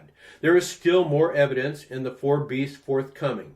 I will not be able to elaborate on all the evidence to this conclusion of the 3 folds and 4 kingdoms. This will have to be done by reading more of my material or by viewing more tubes. I have written a separate study titled The 7 Churches of Revelation. I cannot speak to the availability of a subsequent series of tubes yet. I would like to do more, but time constraints may dampen that possibility. Now the 4 beasts of Daniel. The 4 beasts of Daniel spans the first 8 verses of Daniel 7. With the groundwork laid since our explanation of the parable mysteries, we can decapitate the phony baloney ideas and lies of our modern day. For decades, we have been told, and most have bought the lie, that the 4 beasts of Daniel are 4 Greek generals. Absolutely nothing of the Greek culture has left us with anything but more delusion. The Greek language that the church insists on studying is make-busy work that keeps the church stupid. It keeps them believing that there is a God, but the God that they serve is the God that they themselves have created in their own disingenuous mind. See Jeremiah 18:12. The first beast is a lion. This is not the Lion of the tribe of Judah, the Messiah. I am not going to spend much time here except to say that this is the 30-fold that we also call the first kingdom at the bottom of the pyramid graphic. There are 5 different Hebrew words that are translated as the lion. Of the 5 Hebrew words, each of the 3 folds and 4 kingdoms is represented in these mentions of a lion. All 5 of these lions are listed together in Job 4:10 through 11. For instance, there is an old lion and a young lion. Suffice to say, this 744 lion of Daniel 7:4 is the 30-fold lion. The bear is the 60-fold and 2nd kingdom of the prophets. In 1 Samuel 17:36 and 2 Kings 2:24, the bear is mentioned. What is unique and what is important about these mentions is that the number 2 is mentioned in these verses just as the 2 or 2nd is mentioned here in Daniel. These mentions of 2 are not gratuitous or uncoincidental. 2 is another number that means the 2nd kingdom. Numbers are Yahweh's method of planting mystery hints in the text. Numbers rarely enumerate time or literal quantities. Numbers are spiritual laws of the three folds and the four kingdoms. We will address more on numbers later. Here in 2 Kings, there is another important note on the number 42 youths that were mauled. There is no reason to maul 42 people unless there is a hidden mystery concerning the number 42. There is plenty to address in this verse, but not in this form. For now, know that both the 40 and the 2 of 42 is referencing the second kingdom of the prophets. The 60-fold servant was given 2 talents that doubled to 4. None of this is coincidence. This is the language of the Spirit. The leopard is the third beast. The 3 ribs that are in the mouth of the bear is referencing more spiritual order. There is a host of meanings and metaphors for the number 3. In this case, the number 3 means the third kingdom of the priests. Why are the ribs in the mouth of the bear? First, remember that the third kingdom of the priests are judges. All judgment comes down from above. All judgment is correction. All correction is only possible to come to us from above. The priests are the third kingdom, which is above the second kingdom. The priests were earlier codified as the bronze that judges. Judgment in Daniel 2:39 and 40 is brought down to the second kingdom of the prophets. The prophets were promised a position of leadership as the 2 talents were doubled in Matthew 25. The second kingdom ministers to the first kingdom. Therefore, the prophets are ministering to the 30-fold servants below. This is why the mouth, which is also the voice of Yahweh, is used. Yahweh uses the priests and the prophets to judge the 30-fold servants. There is more. Ribs are a one-mind paradigm. We'll learn more about that in future writings or tubes. The ribs are the one mind of Elohim. I cannot say any more on that for now, except that this is the language of the Spirit. The teeth are a king's and one-mind metaphor, which are also in the mouth of the bear. Here is the order of hierarchical judgment from the Spirit above that descends down. Yahweh judges Yeshua, the 12th king. Yeshua judges the 11th king, and we'll take this king up separately later. The 11th king judges the 10 kings. The 10 kings judge the priests. The priests judge the prophets. The prophets judge the servants. This is actually defined as the legal and spiritually perfunctory definition of love in Romans 13:8-10. Many times I reference this passage as the true test, the spiritual standard or definition of what love is in other work. Crappy agape never was, nor is it now, spiritual love. The law is the only eternal love standard that exists. The law and the one mind of Elohim are equal standards, as well as 100-fold wisdom and righteousness. The only way to achieve the one mind law, wisdom, or righteousness is to know the mysteries of the kingdom. The mysteries of the kingdom is the one mind and love of Elohim. The church has delusionally dubbed in kindness, grace, mercy, and all manner of lies in place of the spiritual love that they could never understand or ascend to. The leopard of Daniel 7:5 should not surprise anyone to be the third kingdom of the priests. The wings and all wings are metaphors for the fourth kingdom of the kings.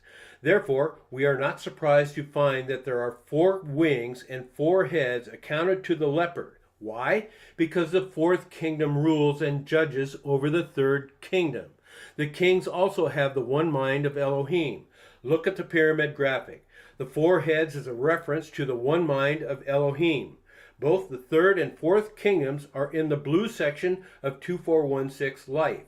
In Daniel 2:38, the beasts of the field and the birds of the air is mentioned. These 2 terms are idiomatic expressions for the third kingdom priests and the fourth kingdom kings. These 2 terms cannot be separated from the 2 wind directions, the north and the south.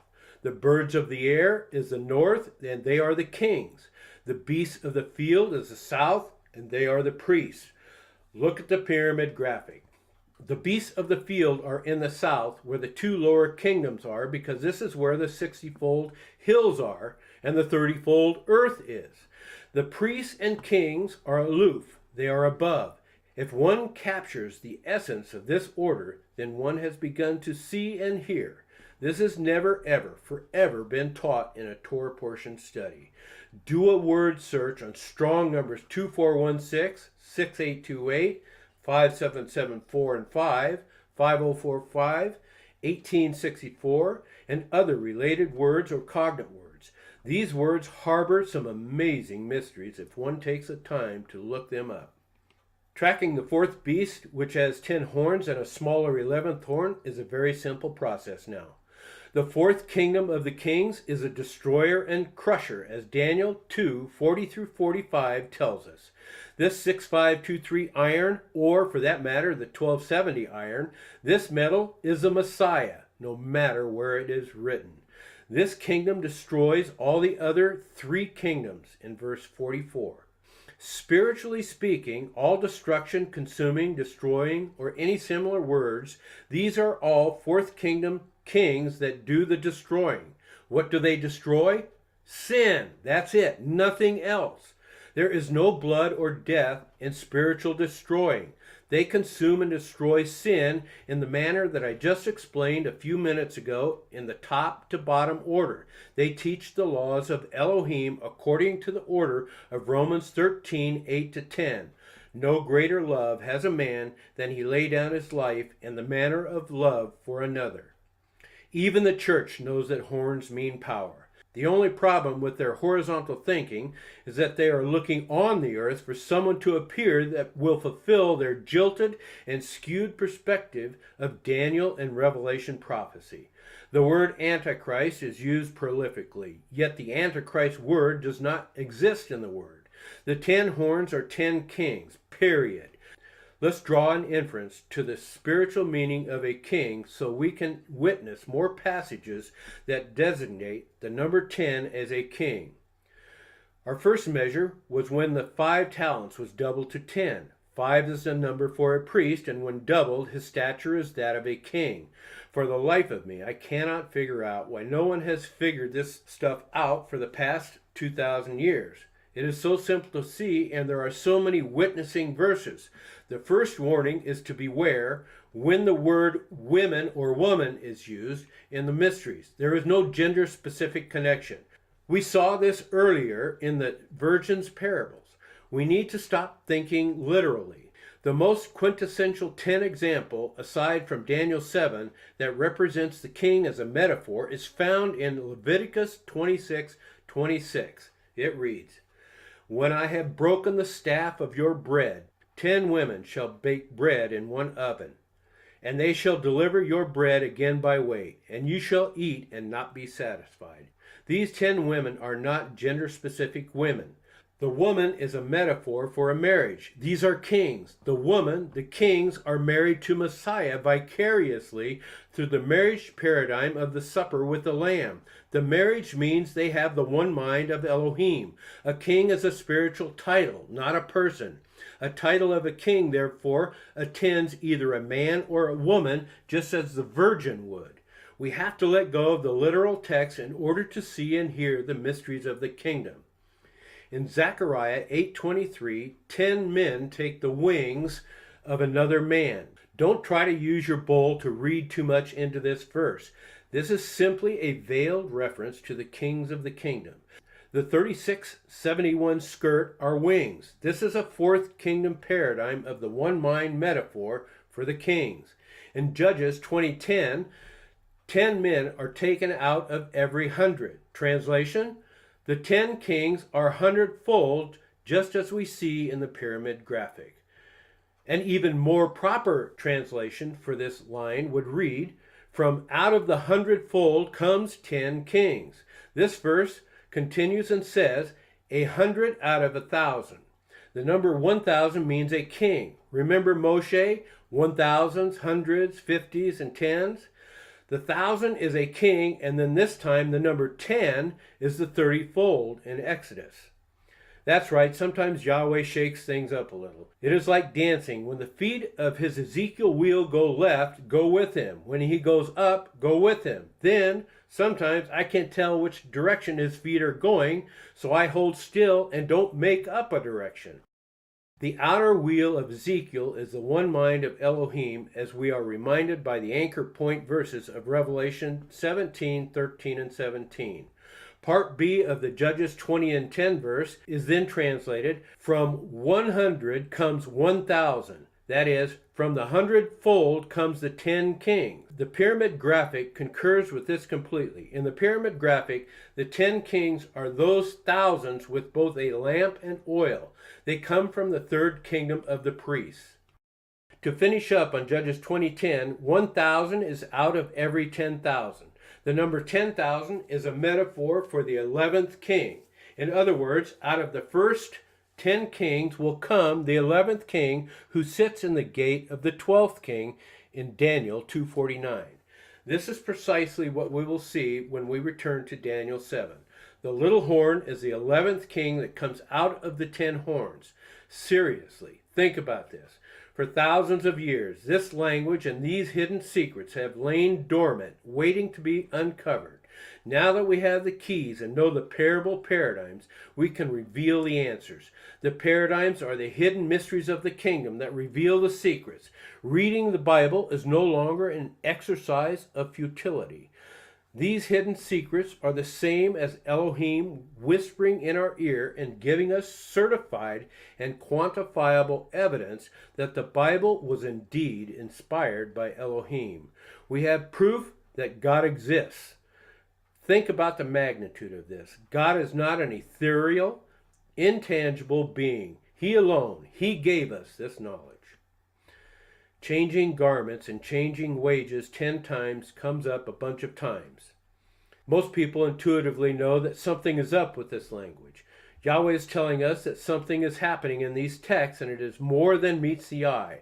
Our literal eyeball says, okay, he changed his clothes or got job security or insecurity 10 times.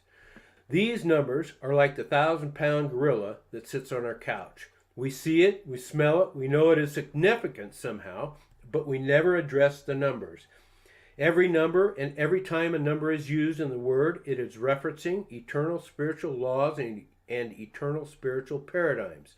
The next example will blow you away. We have been wrestling with the numbers 1335, 1260, 1290, and 2300 days for centuries. Even the time, times, and halftime idiom has been butchered and speculated on for centuries. Forever, it has been impossible to rein in an understanding of a single one of these numbers because we think linearly and literally. There is close to a baker's dozen ways to interpret 1335, 1260, and 1290. I need to be in a live speech or a live video setting to sufficiently explain those three numbers. The 23 number, however, is a slam dunk, simple and irrefutable and indisputable exercise of connecting anchor point verses and dots. Look at the posted verse of Daniel 8:14. There is no Hebrew word for the number 2300 or any Hebrew number except 100 and 1000 in the biblical Hebrew. Starting with the number 11, all numbers are written out individually but grouped together. 11 is written as 10 plus 1. Explaining the number 2300 itself will accomplish nothing. The mystery of this verse is completely wrapped up in the 6153 and 1242 days, and then also the cleansed sanctuary. Let's just read the last half of this verse. Unto 2,300 days, then shall the sanctuary be cleansed. Note the two highlighted and superscripted words on the slide. There is a most incredible and eternal spiritual paradigm here that has many anchor point verse connections.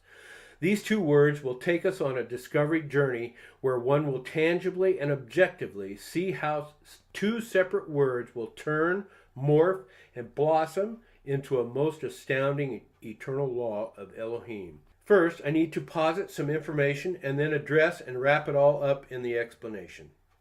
6153 and 1242 are the evenings and the mornings. Respectively, they are also the king and priest paradigms. Earlier, with regard to the bull, I made mention that tents, houses, temples, etc., these are all bull paradigms. A sanctuary is included in that brief list. Note also that the bowl and sanctuary is to be cleansed in Daniel 8:14. Cleanse is a guilt and sin paradigm anchor pointed to Revelation 16:1 of the end times. Follow along in this most amazing journey to conclude for yourself exactly what, how, and why Yahweh embeds these mysteries in the Word. Daniel 8:26. And the vision of the evening and the morning which was told is true. Immediately we can draw a conclusion in this anchor point that the Word is elevating the evening and the morning as a hundredfold life. Watch to see if this upper kingdom hundredfold pattern persists. Now look up and read Jeremiah 33:20. That verse is on your screen. Note that Elohim has a covenant with the day and with the night. It is not possible to have a covenant with the ethereal and abstract day or night. It is not possible to have a covenant with a tree, fish, bird, earth, or any inanimate object or thing. It is only possible to have a covenant with Elohim. This is one of those verses that is ridiculous to attempt to understand in the literal text. This verse means something else. Elohim can only covenant with his king or priest who are hundredfolders. The question is, why or how can Elohim covenant with a king or priest? The word covenant is also an abstract word that we cannot derive a concrete meaning for. But, based on our hundredfold wisdom standard, we can derive a meaning. Elohim covenants with a king and priest precisely and only because these two kingdoms, the third and fourth kingdoms, have the hundredfold one mind of Elohim. A covenant, the 1285 word, is a one mind paradigm. Look at the pyramid graphic.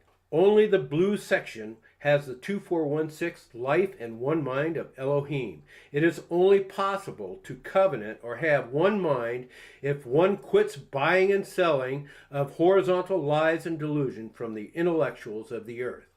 Note the slide and all the attributes of the hundredfold kings and priests.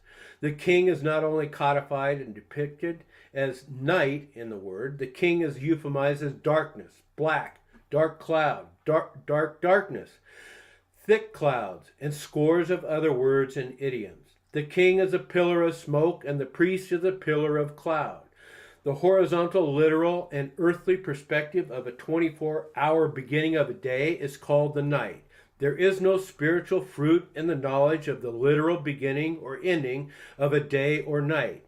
There is eternal hundredfold wisdom and rewards for the knowledge and revealing that the day is the priest and the night is the king. The mysteries of the kingdom from the Messiah's parables is the spirit of the word. The day and the night is the spirit of the word. The hundredfold king and priest is the spirit of the word. To address any of these words or texts without noting the king and priest and distinguishing them from the two lower kingdoms of the prophets and servants is called idleness by Messiah in Matthew 12:36. In the previous slide, we anchor pointed several verses that depict the king and priest as the evening and the morning. And in the current slide, we indicate several words that we have been reading for thousands of years without knowing we were reading about kings and priests. In all of my written work, I address lots and many of these words. In the 300-plus page Concordance Paradigms work, I address almost all of them by anchor pointing to key verses. Pause this tube and study the current third and fourth kingdom of the kings and priests slide and note all the attributes. Note the one mind particularly as it relates to Philippians 2:5. If we don't understand that darkness and night means the kings, if we don't understand that the day is the priest, then we cannot be hundredfold and we cannot be of one mind. We also cannot be part of the inner wheel of Ezekiel's wheel if we are gallivanting, meandering, and aimlessly guessing interpretation of his word from our intellect. Philippians 2:5 specifically states, "Let this mind be in you." What mind? The only true mind that exists in the universe, the mind of Elohim. Now let's take a closer look at the opening verses of Genesis 1. In the first few verses of Genesis, Yahweh was forming and shaping the things of the earth. He tells us point blank that we are just plain spiritually stupid when he says that the 30 and 60-fold earth are formless and void. When we read this text literally, we conclude that he is speaking about the creation of the horizontal earth or dirt or rocks. When we read this text as the spirit of the word coming down, we conclude that the 30 and 60-fold things of the earth are spiritually dead. We wind up wondering and scratching our heads, trying to figure out what he is saying. When we insert the eternal paradigms, then we begin to track with his one mind. He calls the earth formless and void in the second verse of Genesis 1. Follow all of his commentary in the pyramid graphic. The 30 and 60 folds are formless and void because they buy and sell spiritual lies. There is no Shabbat for the 30-fold church. There is no one mind for our 30-fold Jewish friends who reject the Messiah. Yahweh doesn't give a damn about what any 60-fold teacher thinks with his bowl. Yahweh wants us to quit thinking and put on the one mind of Elohim. Elohim does not care about our opinionated interpretations of the Bible. Yahweh demands that we learn the parables and the mysteries of the kingdom, or else he will send us more strong delusion. Yahweh has not only promised to send us delusion, he has fulfilled that promise. In the Gospels, he has fulfilled the promise of delusions with myriads of demons. He has promised this in 2 Thessalonians 2, 9 through 11, Isaiah 66:4, and in another document I have written, I list 30 other verses where he says the same exact thing. The evening and the morning in Genesis 1 is the kings and priests, respectively, no matter what the literal text says. The literal text is the horizontal things of the earth. The 216 light is a priest paradigm. The 2822 darkness is a king paradigm. The 6153 evening is a king paradigm. The 1242 morning is a priest paradigm. View the posted Englishman's concordance. I cannot afford the time to point to the countless verses that indicate this in that book. The viewer will have to do that on his own. The kings and priests have the one mind of Elohim. In a separate document called the Two Witnesses of Revelation, I demonstrate by using a multitude of anchor points to conclude that the word glory is categorically a 100-fold paradigm word. Glory means nothing more than having the one mind of Elohim. Singing songs does not glorify God. Dancing does not glorify Elohim. Singing songs and dancing makes one feel good emotionally. Having the one mind is the only glory that Yahweh requires. The two witnesses of Revelation are the 100-fold kings and priests who have the one mind. The two witnesses is a group of people, not two individuals. If it sounds like I am repeating myself, get used to it. This is precisely what the entire book does, from one verse to the next and from one end to the other. It never stops. It has been a while since we left Daniel 7, so recall the hierarchical paradigm order of the mouth, the teeth, wings, etc. All spiritual judgment and order comes from the top down. All spiritual fruit comes from the top down. All spiritual food comes from heaven above, not the earth below. When Eve offered up fruit from the tree of the earth, she broke the eternal spiritual paradigm and law of hierarchical protocol. Eve offered spiritual food upward to Adam. Adam became just as guilty of buying and selling delusion when he accepted the fruit. The same dynamic happens in Torah study groups. The Torah teacher intellectualizes a text with his opinions and then sells it to a group of listeners. The message was then both bought and sold, a buy and sell paradigm. It doesn't matter who the Torah teacher is or how smart or intellectual he is. If there is no spirit in what is taught, death accords both the buyer and the seller. In Daniel 2, 40 through 44, we recall that only the fourth kingdom of the kings are the destroyers and consumers of sin. They destroy and consume by teaching the law, which is the word that Romans 13:10 calls love. In Daniel 7:7, the fourth beast comes devouring and trampling. Let's spiritually define devouring and trampling. This spiritual law and dynamic is called consuming of sin, as we will discover directly. Remember the four mentions that Jeremiah gave us in Jeremiah 7:33, 15:3, 19:7, and 34:20. These verses speak of the birds of the air as kings and the beasts of the field as the priests, consuming and devouring carcasses. These are the one mind of the evening and the morning. They are the kings and priests who devour and consume sin. These are only metaphors. No carcass is ever going to be gobbled up by a vulture. The carcasses are a lower king paradigm of the spiritually dead 30 and 60 folds of the earth. This is rhetorical and metaphorical hyperbole and a visual graphic depicting the fourth kingdom of the kings working with the third kingdom beasts of the field consuming sin. Many times the priests that are called the beasts of the field, they are also called the beasts of the south, as in Isaiah 30 and 6. Remember, the third kingdom is proximal to the second kingdom. This is why the fourth kingdom of the kings is aloof, that is above, in the air, while the priests minister to those on the ground. In most of my other written work, I anchor point this eternal spiritual law of consumption of sin to Psalm 78:25 and 79:2. The last two words of Daniel 7 are the 10 horns. It shouldn't be necessary to explain any more that 10 horns is 10 kings. I have mentioned a couple times that there are not only 10 kings, there are 12. The little horn is the 11th horn and the 11th king of Daniel 7:8. Look at the pyramid graphic and note in the upper right corner and the text box which indicates the 11th and 12th kings. The reference for these two kings is Daniel 2:49. Daniel is rewarded to sit in the gate of the king because he interprets dreams. Interpreting dreams is a euphemism and metaphor for interpreting the mysteries of the kingdoms, riddles, secrets, and hard sayings of the scriptures. Not too long from now, we will demonstrate this relationship of one who sits in the gate of the king. We will show that these two spiritual king metaphors are never and can never be separated. Now back to Daniel 7. This literal horn is not speaking pompous, arrogant, or stupid things at the end of verse 8. If your Bible says that, it is because the writer and interpreter of that Bible already had a preconceived idea locked up and buried deep in his adulterous bowl. The little horn in the 11th king is speaking great things about the kingdom. The little horn speaks the things that are given to us from Elohim above.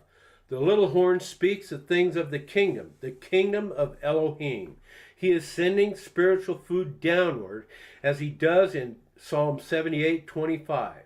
John MacArthur, a Christian spiritual reprobate, calls this little horn the made-up and manufactured idol and image word that we know as Antichrist.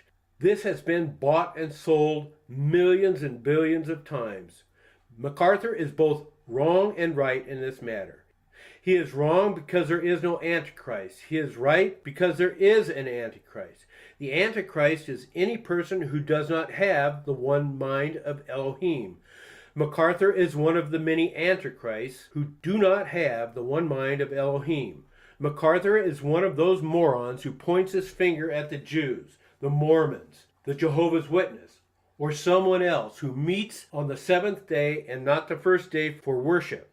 When MacArthur puts on the one mind of a priest and advances up Jacob's spiritual ladder to become a hundredfold priest, when MacArthur becomes a metaphorical king and continues to advance up Jacob's ladder to sit in the gate of the king, when MacArthur will enjoy the marriage supper with the Lamb, the 12th king, the Messiah, when MacArthur accomplishes all of this, he will no longer be the pompous ass that he is, and he might do great things in the kingdom. There is plenty more to explain and comment about in the first 8 verses of Daniel 7. I do that in writing, and I could do a lot more in a fluid or contemporaneous speaking setting, but not here. We already visited Leviticus 26:26 to see the 10 kings. Generally speaking, wherever one finds the 11th king, one will also find the 12th king. Why? Because the 12th and 11th kings are a marriage paradigm of 2. This marriage paradigm of 2 is a most critical paradigm to understand. I address this paradigm at great length in most everything I write. I will just hit on the high points for now. The Father and the 12th King and Son, the Messiah, they are a marriage paradigm of two. This equates to the marriage supper with the Lamb. This is spiritual hierarchy, not a dinner feast. The marriage paradigm of two then equates to the unity of the one mind of Elohim. One cannot be married in a vertical spiritual sense of marriage unless one has the one mind of Elohim. These 10 kings and the 11th king are of the one mind of Elohim. This also explains why the metaphorical kings are referenced as women in Leviticus 26. See Revelation 17:13. The 11th and 12th kings were in the Leviticus passage, but I did not point them out. Now, with our knowledge of the little horn, we can do that. Leviticus 26:26 reads, "When I have broken the staff of your bread, 10 women shall bake bread in one oven. They shall deliver your bread again by weight, and you shall eat and not be satisfied." Let's put to bed a lie that has beleaguered us forever about the literal apparency of the use of the future tense of verbs. Let us also emphasize the apparent future tense. Today, right now, we already are not satisfied spiritually. We are already in great tribulation. We are already in the greater exodus. These are spiritual conditions that have plagued us from the beginning. The enhanced or fulfilled spiritual condition is not lying in wait for everyone else. The unfulfilled spiritual condition is endemic to all of us until we put on the one mind of Elohim. Now we can continue with Leviticus. As we mentioned earlier, there is no singular word for the number 11 in Hebrew. 11 is written as 10 plus 1. In the posting of this Leviticus verse, it is obvious that 10 plus 1 is exactly what the text says. The Strong's 259 for the word one oven makes this the 11th king. The 11th king is in this text as well. The 8574 oven is a Messiah paradigm word. All Hebrew oven or furnace words are Messiah paradigms. Why? Because heat consumes. Every fire or fiery word is also a Messiah paradigm for the same reason. In other work, I elucidate on the messianic fiery serpent, the fiery law, fiery oven. All these are Messiah paradigms as well as the word seraphirim that we pronounce as seraphim. We will demonstrate the presence of the 11th and 12th kings again, but let's move forward in Daniel first to follow the little horn and the 11th king. We could spend hours on end explaining every verse of Daniel, but that would be too ambitious for a tube show. Let's keep pace with this 11th king who has the one mind of Elohim. I want the viewer to note from this point forward how everything that we post comports and conforms by irrefutable anchor points to the sower and talents parables. We have offered no opinions or images from my or anyone else's intellect. By anchor pointing every mentioned scripture in this presentation to a paradigm or the 3 foundational parables, we bring down the spirit of the word from above. We do not offer up death as Eve did in the garden to Adam. In Daniel 8, verses 3 through 7, there is both a ram and a goat. Daniel 8:21 tells us a rare, straight up, and sort of literal text mystery about who the goat is in Daniel 8:5. In the posted slide of Daniel 8:5, note that both verses 5 and 21 are the same 6842 goat that has a notable or outstanding horn. This single horn confirms and anchor points this goat and horn to be the 11th horn of Daniel 7 verse 8. Now we know we are still talking about the same goat or animal when we turn to Daniel 8:21. This goat is the first king of Greece. What is meant by the kingdom of Greece? For well over 2,000 years now, the emergence of the ruling of Rome has influenced most of the cultures of the world. Our politics operates under the Greek system structure, our law and education systems, pharmacies and medical, but most of all, our religious systems are structured by the Greek brand. This first king of Greece is the first king of this present age. I have to now speak the language of the Spirit and inform the viewer that 7 is also another number for the kings. In Revelation 17:11, it reads, And the beast that was and is not, yet is the eighth, and is of the seven, and goes to perdition. First, perdition is not hell. This is another lie from the hellish Greeks and the Greek mind of popes and dopes that was sold to us. I explained this several times in written works and then once more in the next paragraph. The was, is not, yet is will also not be explained here. The purpose for posting this verse is to anchor point 17:11 to the number 7, and the goat and the little horn, which are the 11th king. They are all the same animal, goat, and spiritual entity. Here in Revelation 17:11, I want to avail ourselves of the spiritual meaning for the number 7. Number 7 is just another high spiritual order number that means a king and one mind. Cutting through the chase for Revelation 17:11, number 7 is the kings who have the one mind. This verse also confirms that the 8th king here is the same king that was in Daniel 7 and Daniel 8, noted by the little and outstanding or notable horn. This 8th king is also the goat that is the first king of Greece, and he is the goat that tramples the ram of Daniel 8:3. This explanation can get too confusing if I keep talking, so the viewer will have to read this for himself and reconcile by anchor pointing all of these verses that I have named. A particular note about Revelation 17:11 is the word perdition. We have been lied to for 2,000 years on the meaning of this word.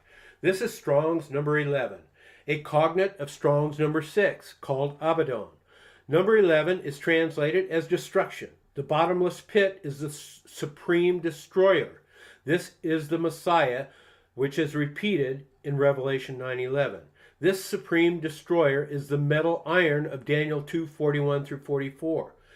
Because of the language and the ignorance of intellectuals, and because they buy and sell the lie that a bottomless pit is hell, billions of people now assume that Abaddon and perdition is hell. Somebody made up that lie of the intellect centuries ago, and it has stuck like glue to this day. Nowhere in scriptures is there a concrete or tangible definition of a place called hell.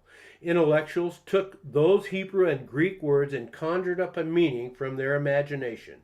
They did this to control the masses of people. Abaddon is the Messiah, the 12th king. He is a destroyer and consumer of sin. That is all. He only destroys sin. As the ultimate destroyer of sin and the judge of all that is below, this 12th king is the judge and consumer of the 11th king. I said all that to say this. The 8th king, which is also the 11th king, is now and once again paired with the 12th Messiah king, as we have already seen so many times. Now let's go back to the ram and the goat of Daniel 8. We'll start with verse 3 of Daniel 8. You can read that on your own on the screen. This ram is the lower two kingdoms of the pyramid graphic. This ram is the 30 and 60 folds. How and why? The first and obvious reason is told to us in Daniel 8:7, where the goat tramples down the guilt and sin of this ram. Remember the dynamics of the guilt and sin. Guilt and sin of this ram carcass is consumed and destroyed, and the guilt and sin is sent down to the earth by judging and by teaching and loving this ram. Why is one horn of this ram higher than the other? Because the 60-fold is higher spiritually than the 30-fold wicked and lazy rebel. The 60-fold 2-talent servant was rewarded back in Matthew 25. Look at the pyramid graphic and get a visual impression of this order. Always go to the pyramid graphic to clarify what one reads. There is one other extremely important spiritual dynamic that occurs in Daniel 8 that conclusively confirms that the goat is the 11th king that does not belong to the earth. Daniel 8:5. And as I was considering, behold, a he-goat came from the west on the face of the whole earth, and touched not the ground. And the goat had a notable horn between his eyes. Note how this goat comes from the west and never touches the ground. Earlier, I warned that the wind directions are metaphors for the kings and priests. This goat is traveling from the 4628 west. The east direction is absolutely and categorically a Messiah paradigm. traveling from west means that this goat is headed in the direction of the 12th king, the Messiah. Once again, we have the 11th and 12th kings paired up as a vertical spiritual marriage of one mind. Secondarily, but even more important, this ram is not touching the ground. Why? Because of the eternal spiritual laws of the clean and the unclean. Remember the pyramid graphic. What part does 2416 life have to do with death? The hundredfold absolutely cannot have contact with the lower kingdom. In Ezekiel 44:23 through 24, no one came into the presence of the Messiah in verse 15, except the hundredfold. The spiritual dynamic of clean and unclean never allows contact of one to the other unless one is hundredfold. We saw this scores of times in the Torah when we read the text of all the ritual temple services of the first 5 books. In those ritual services, we were actually being shown the clean and the unclean laws of the one mind. In like manner of the one mind of Ezekiel's wheel, anything unclean remains outside the wheel. In the Torah, anything unclean remains outside the camp. When we read those texts and didn't anchor point those clean and unclean paradigms to the remaining and same spiritual dynamics of clean and unclean spiritual dynamics throughout the book, we were at loath to see and hear hundredfold wisdom. If the Torah portion studies don't know the eternal laws, then they can't teach them. Where else have we seen this eternal spiritual paradigm and law of having no contact with the earth or ground before? It was Elijah. When Elijah was taken up in the chariot of fire, it was because he had no business being in contact with the death realm of the earth anymore. Elijah was separated from the deathly earth people because he was clean. This is an eternal law. Fire always consumes. Fire is always the Messiah. And a chariot is a one-mind paradigm. We will discover this in future work.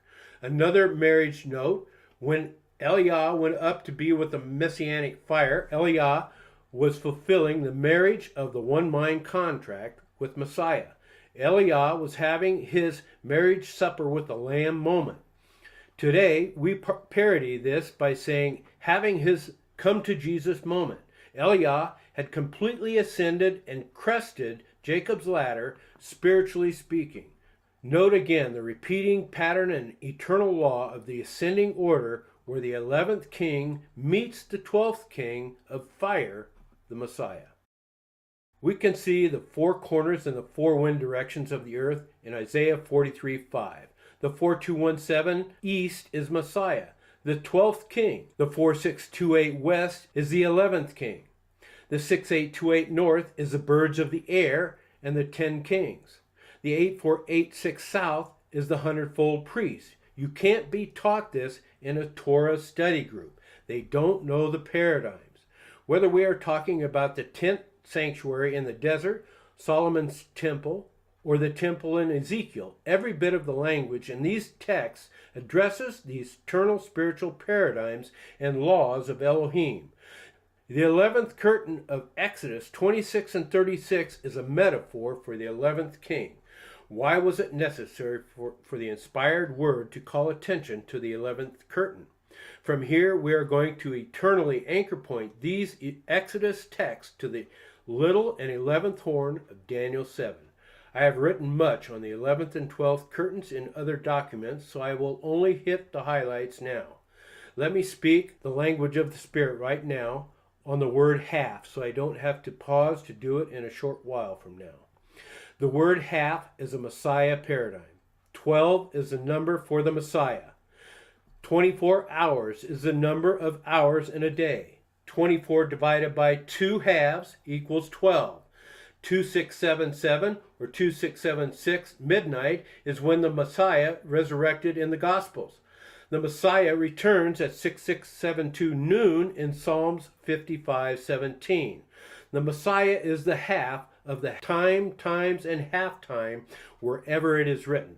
The time and times are the kings and priests, the hundredfold, the Father's glory.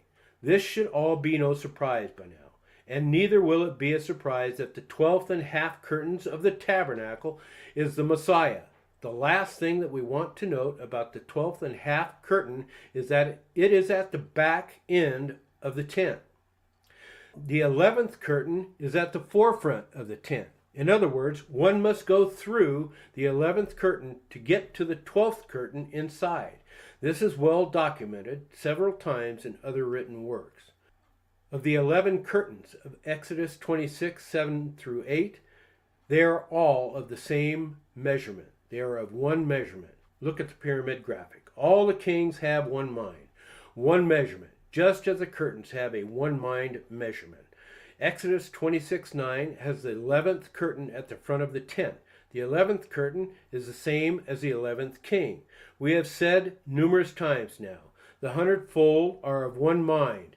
In the slide, we have 10 curtain kings plus one more for 11 curtains. And then we add one measure more for the 12th Messiah king and curtain. The 11th king is called a curtain in Exodus and is the same as the 8th king of Revelation 17, 11, and 12. Read these texts. We have just anchor pointed a 3,000 to 4,000 year old text to Revelation 17. To make the verses simpler to read and understand, I have removed some extra verbiage to cut down on the confusion in the slide.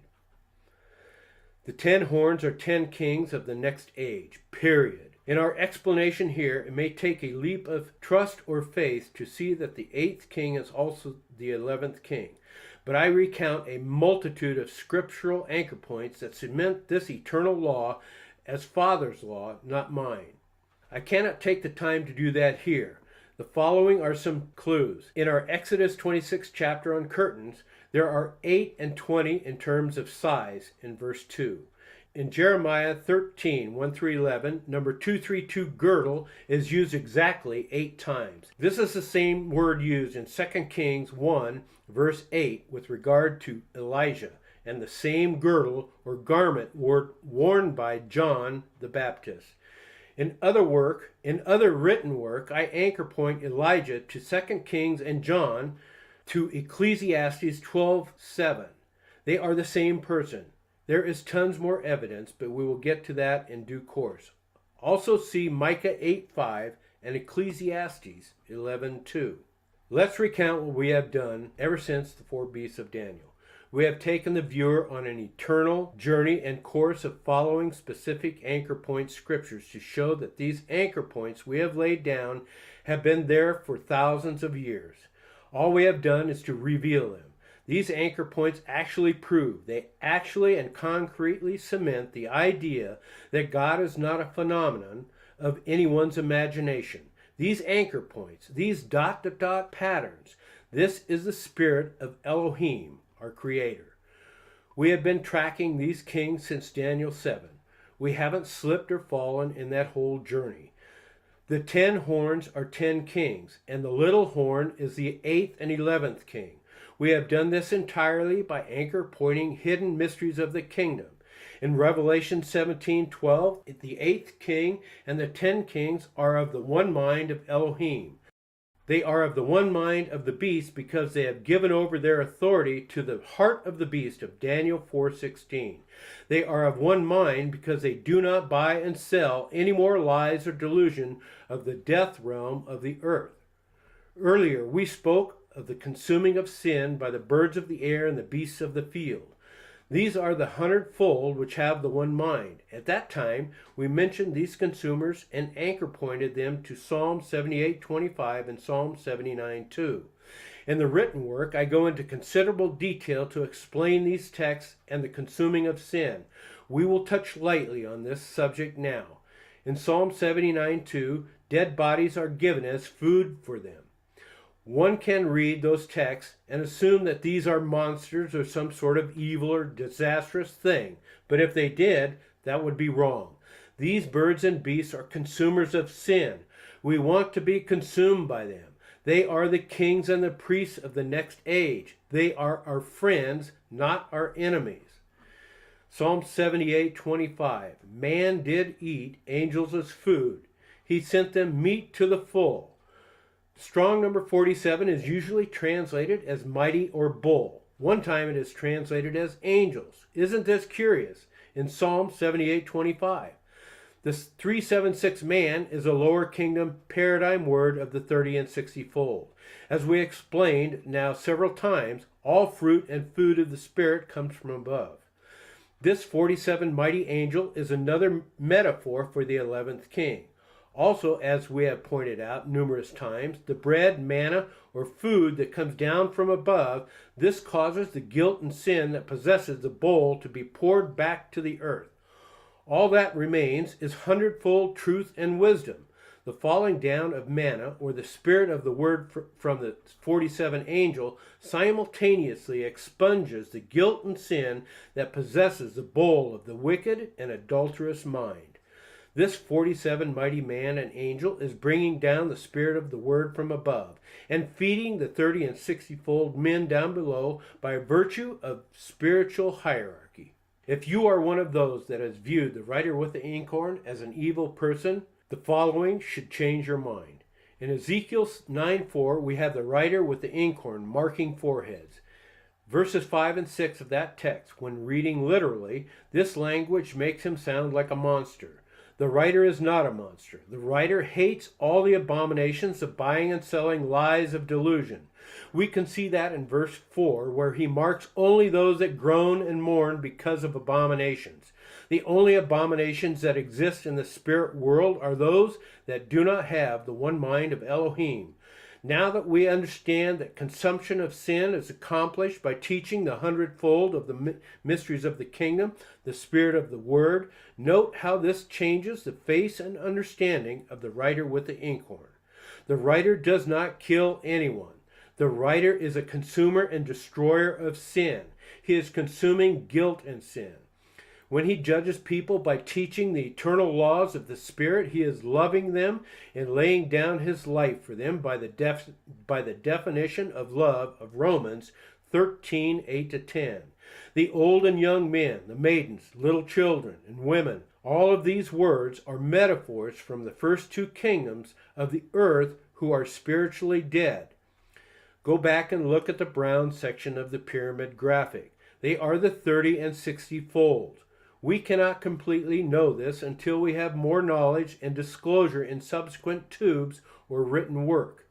The writer is not a monster. The writer is the same number 47 mighty man that feeds angel food to those spiritually and hierarchically below him, which is quoted in Psalms 78:25. In Revelation 9, there is a bottomless pit. Not too long ago, we said that the bottomless pit is the Messiah. The bottomless pit is a Messiah metaphor and paradigm.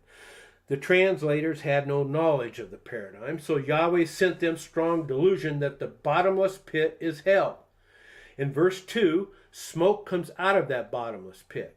The 6227 smoke, like every other Hebrew noun and verb that is translated as dark or smoky, this is a metaphor for the 11th king again. Bugs, grasshoppers, caterpillars, and worms are all metaphors for people. They are kings and consumers of sin. See Joel 1:14. The 697 locust of Revelation 9:4 is referenced as they.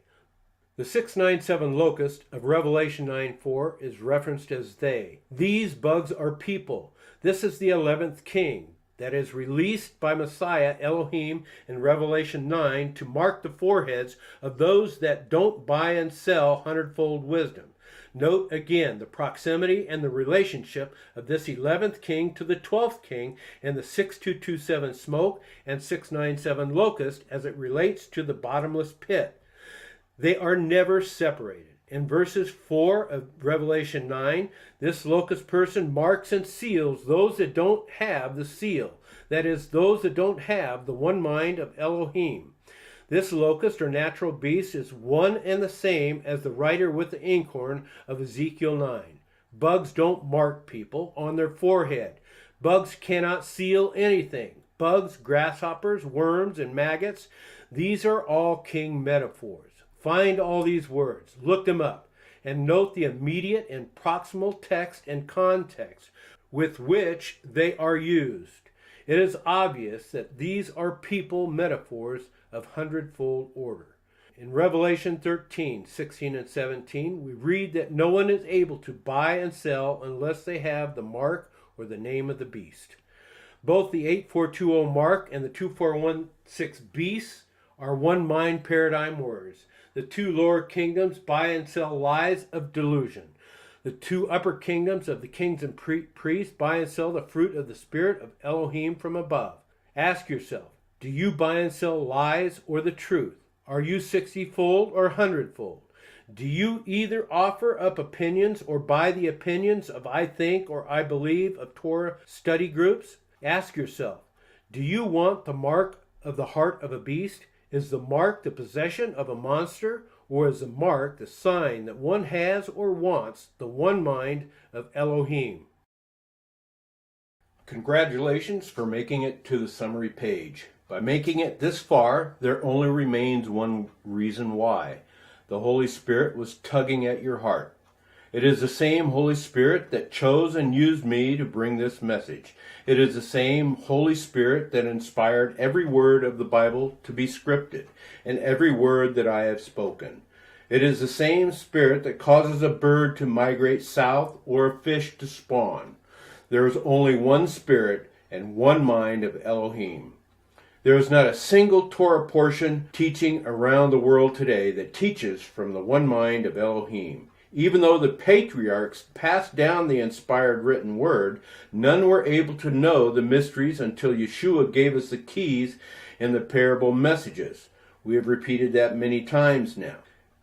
In spite of all the emotion and platitudes that we have devoted and invested our time into, when we believed that the patriarchs had the one mind of Elohim, they didn't. Like all that persevered through this presentation, they wanted then what you have now.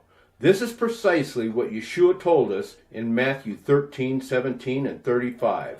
If the patriarchs had access to the one mind of Elohim, then this presentation would not have been necessary.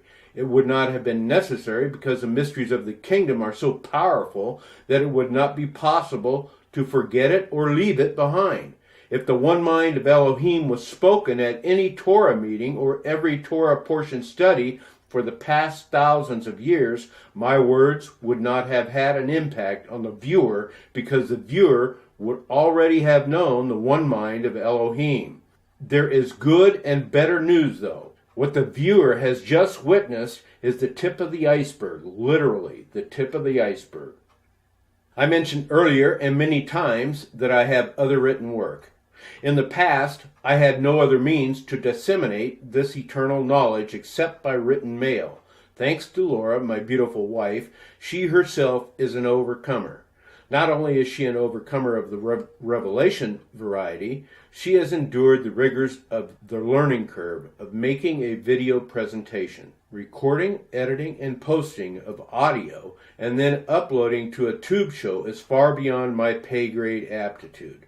Neither did Laura know how to do any of this recording, audio, graphics, and uploading process. This learning curve has been extremely arduous and taxing on her patience.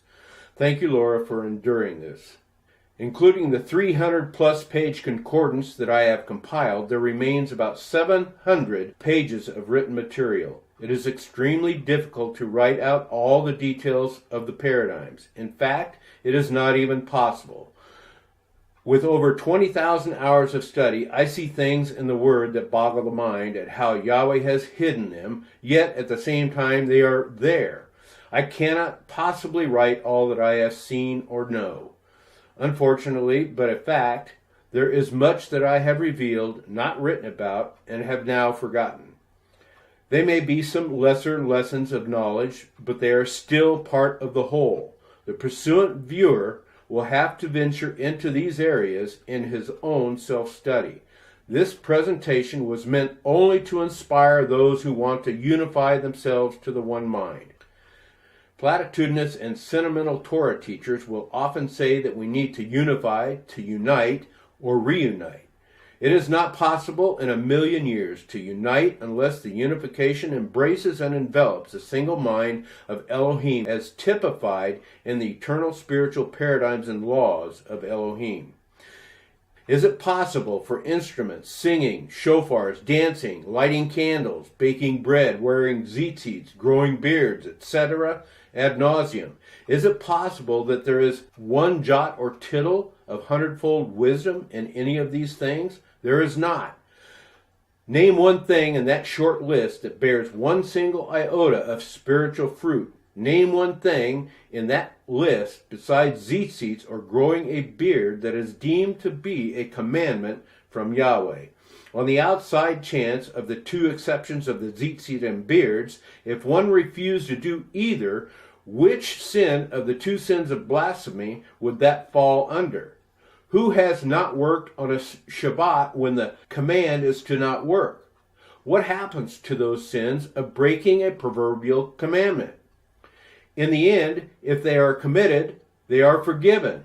They have no consequence to one's spiritual eternal life. The only sins that are forgiven are the ones that grieve the Spirit of Elohim. The only sins that are not forgiven are the sins of refusing to see and hear the Spirit of the Word. In all of my written work, I elucidate on a host and plethora of lies and deceit that we have bought and sold. I also explain what really matters from the Spirit of the Word from above. Nothing will replace our own investment of time to search, find, and study the eternal laws of Elohim. What I have written on is only meant to be a starting point for the diligent seeker of the one mind. I do not have a website. I do not have a website with unfettered access to all of my written work because people do not know the truth. Even the ones that think they know, they don't know the truth. I don't allow unfettered access to my work because the truth is so shocking and revealing that it sets one back on his heels. It leaves one reeling in astonishment and amazement. People disparage, mock, and ridicule what they don't understand. What I write does not comport to the buying and selling that lines the vacuous, formless, and void Hebrew roots cranial cavity called the bowl. I only allow what I have written to be distributed by increments. Before I will release more material to a reader or viewer, there must be written or oral contact. I do this so that I know that one sincerely sees and hears the Spirit of the Word. Oral contact can either be done by phone or Skype. My time will be extremely limited. The 300-plus page concordance is the last document that will go out to all of those pursuant to hundredfold wisdom. Until we put together a larger administration, I will be assisted by Laura and a few volunteers to assist in the answering of mail and the dissemination of material.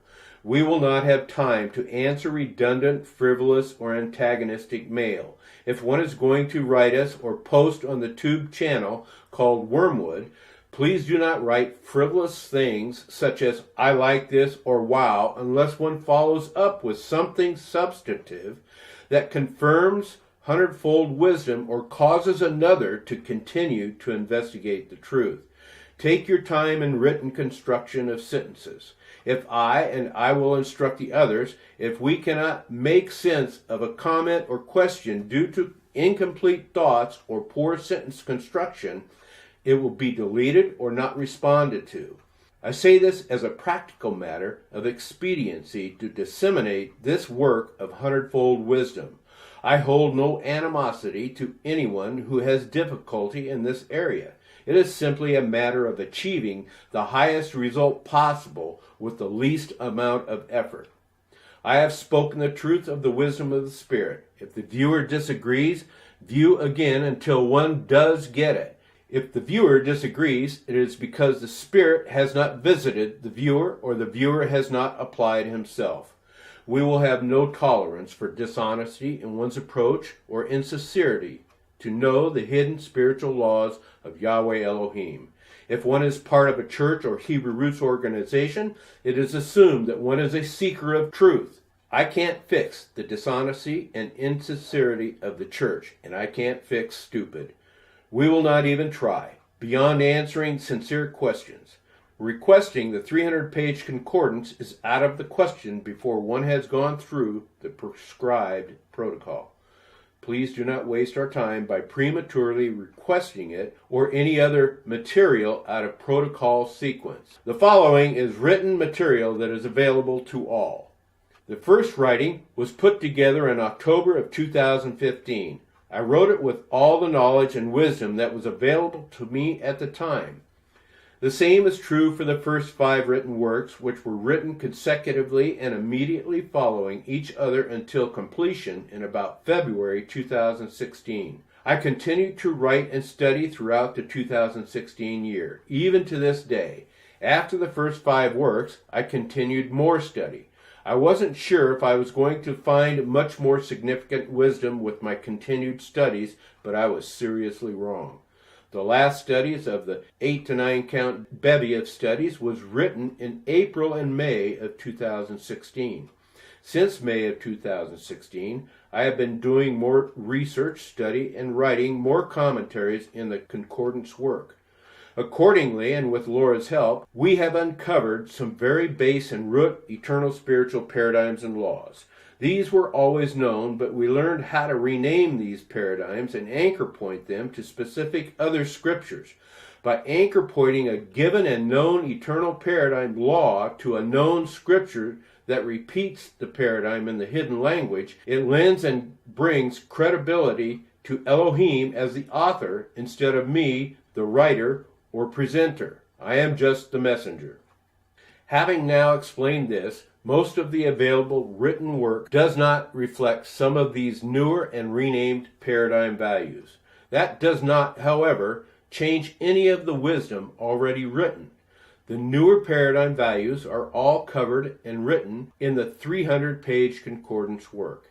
Anyone who requests written material will be sent Numbers Mean Things, Bold Judgments, and the 2 witnesses for the first incremental installment of written work. It will include the 4 beasts of Daniel as a 4th work. This work and all subsequent work should be read in the order listed as follows. Numbers Mean Things, 56 pages. Recognizing the spiritual values of the individual numbers of the word open the doors to much larger spiritual laws and dynamics. This document, written in October 2015, has all the necessary wisdom to reveal the basic elements of the spiritual meaning of numbers. Unless and until we know the spiritual values of numbers, we cannot see the 3 folds and the 4 kingdoms.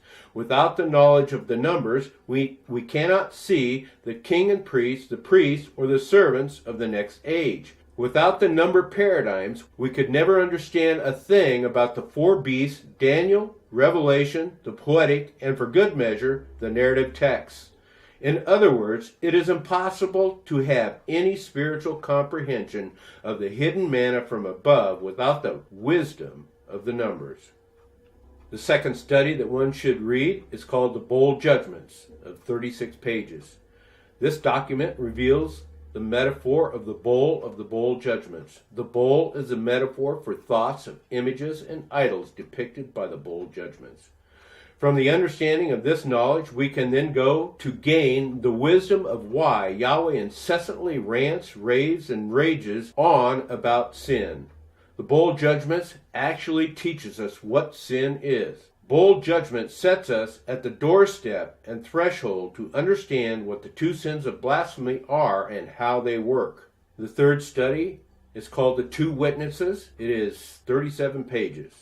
Forever, we have been told that the 2 witnesses is 2 separate persons who enter Jerusalem. They spit fire and wreak havoc as emissaries of Yahweh. It is true there are 2 witnesses, but they are not 2 persons, and they will not be entering Jerusalem. Jerusalem is a metaphor that means the one mind, just as Zion is also a one mind metaphor and paradigm.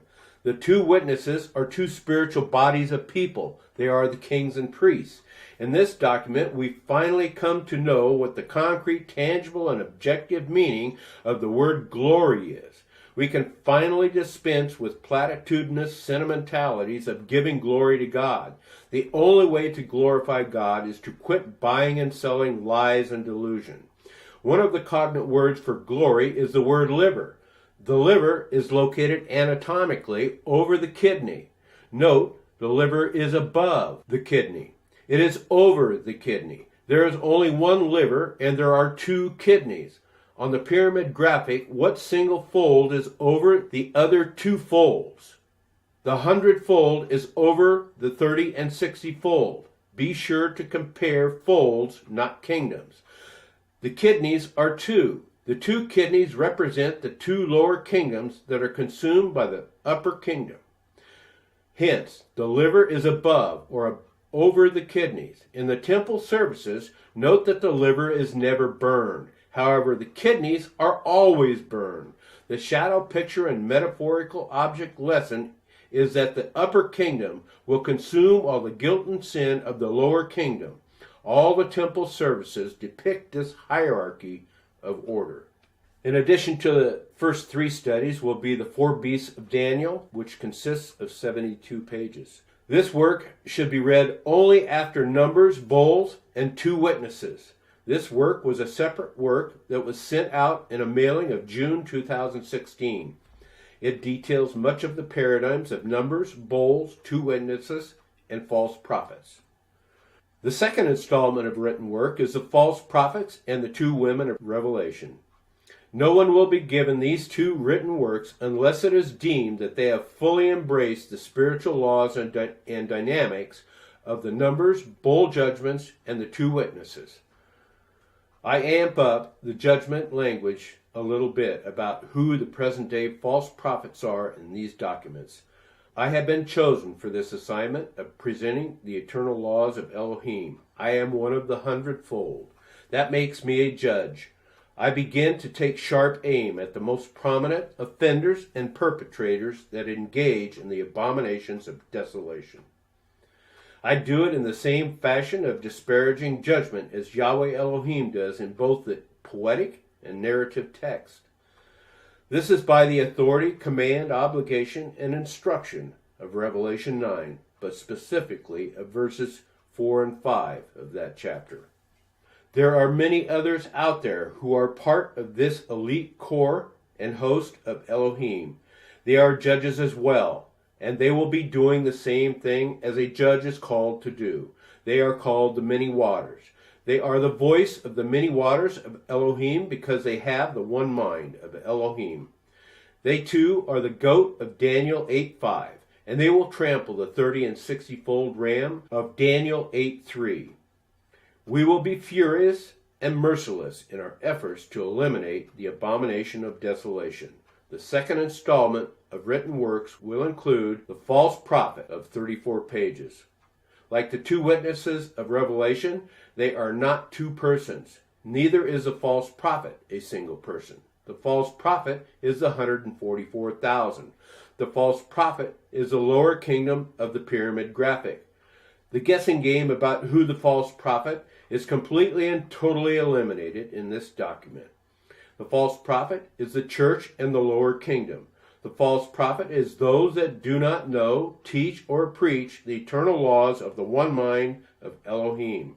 The false prophet is the soul of a man or woman that is afflicted with delusion and guilty of buying and selling lies.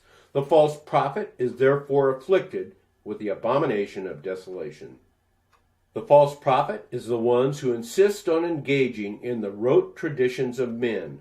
The traditions of men are an abomination to Elohim because they are not of his one mind. Yeshua told us that these rote traditions are called idleness. The two women of Revelation is 34 pages. This document charts the serpent of Genesis who tempts Eve. This serpent is known as Satan.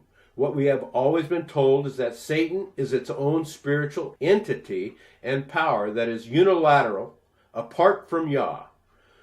The problem with this lie is that there is only one supreme power of the universe. That is God. If God is the only unilateral and sovereign power, where does Satan receive his power from?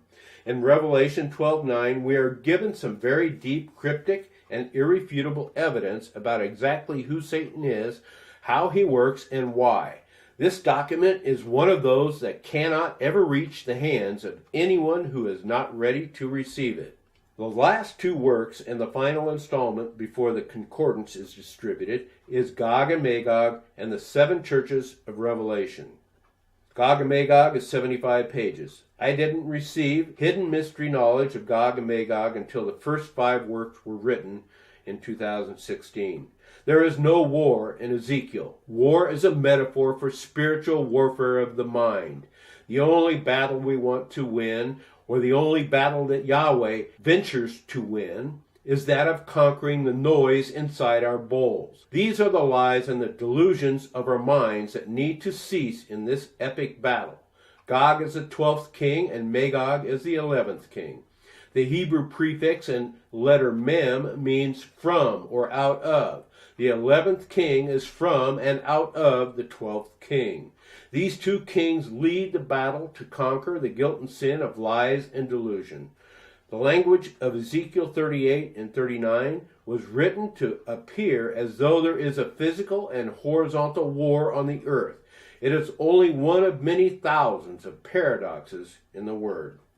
The Seven Churches of Revelation is 37 pages. There is only one way to receive the understanding and wisdom of the chiastic structure of the Churches of Revelation.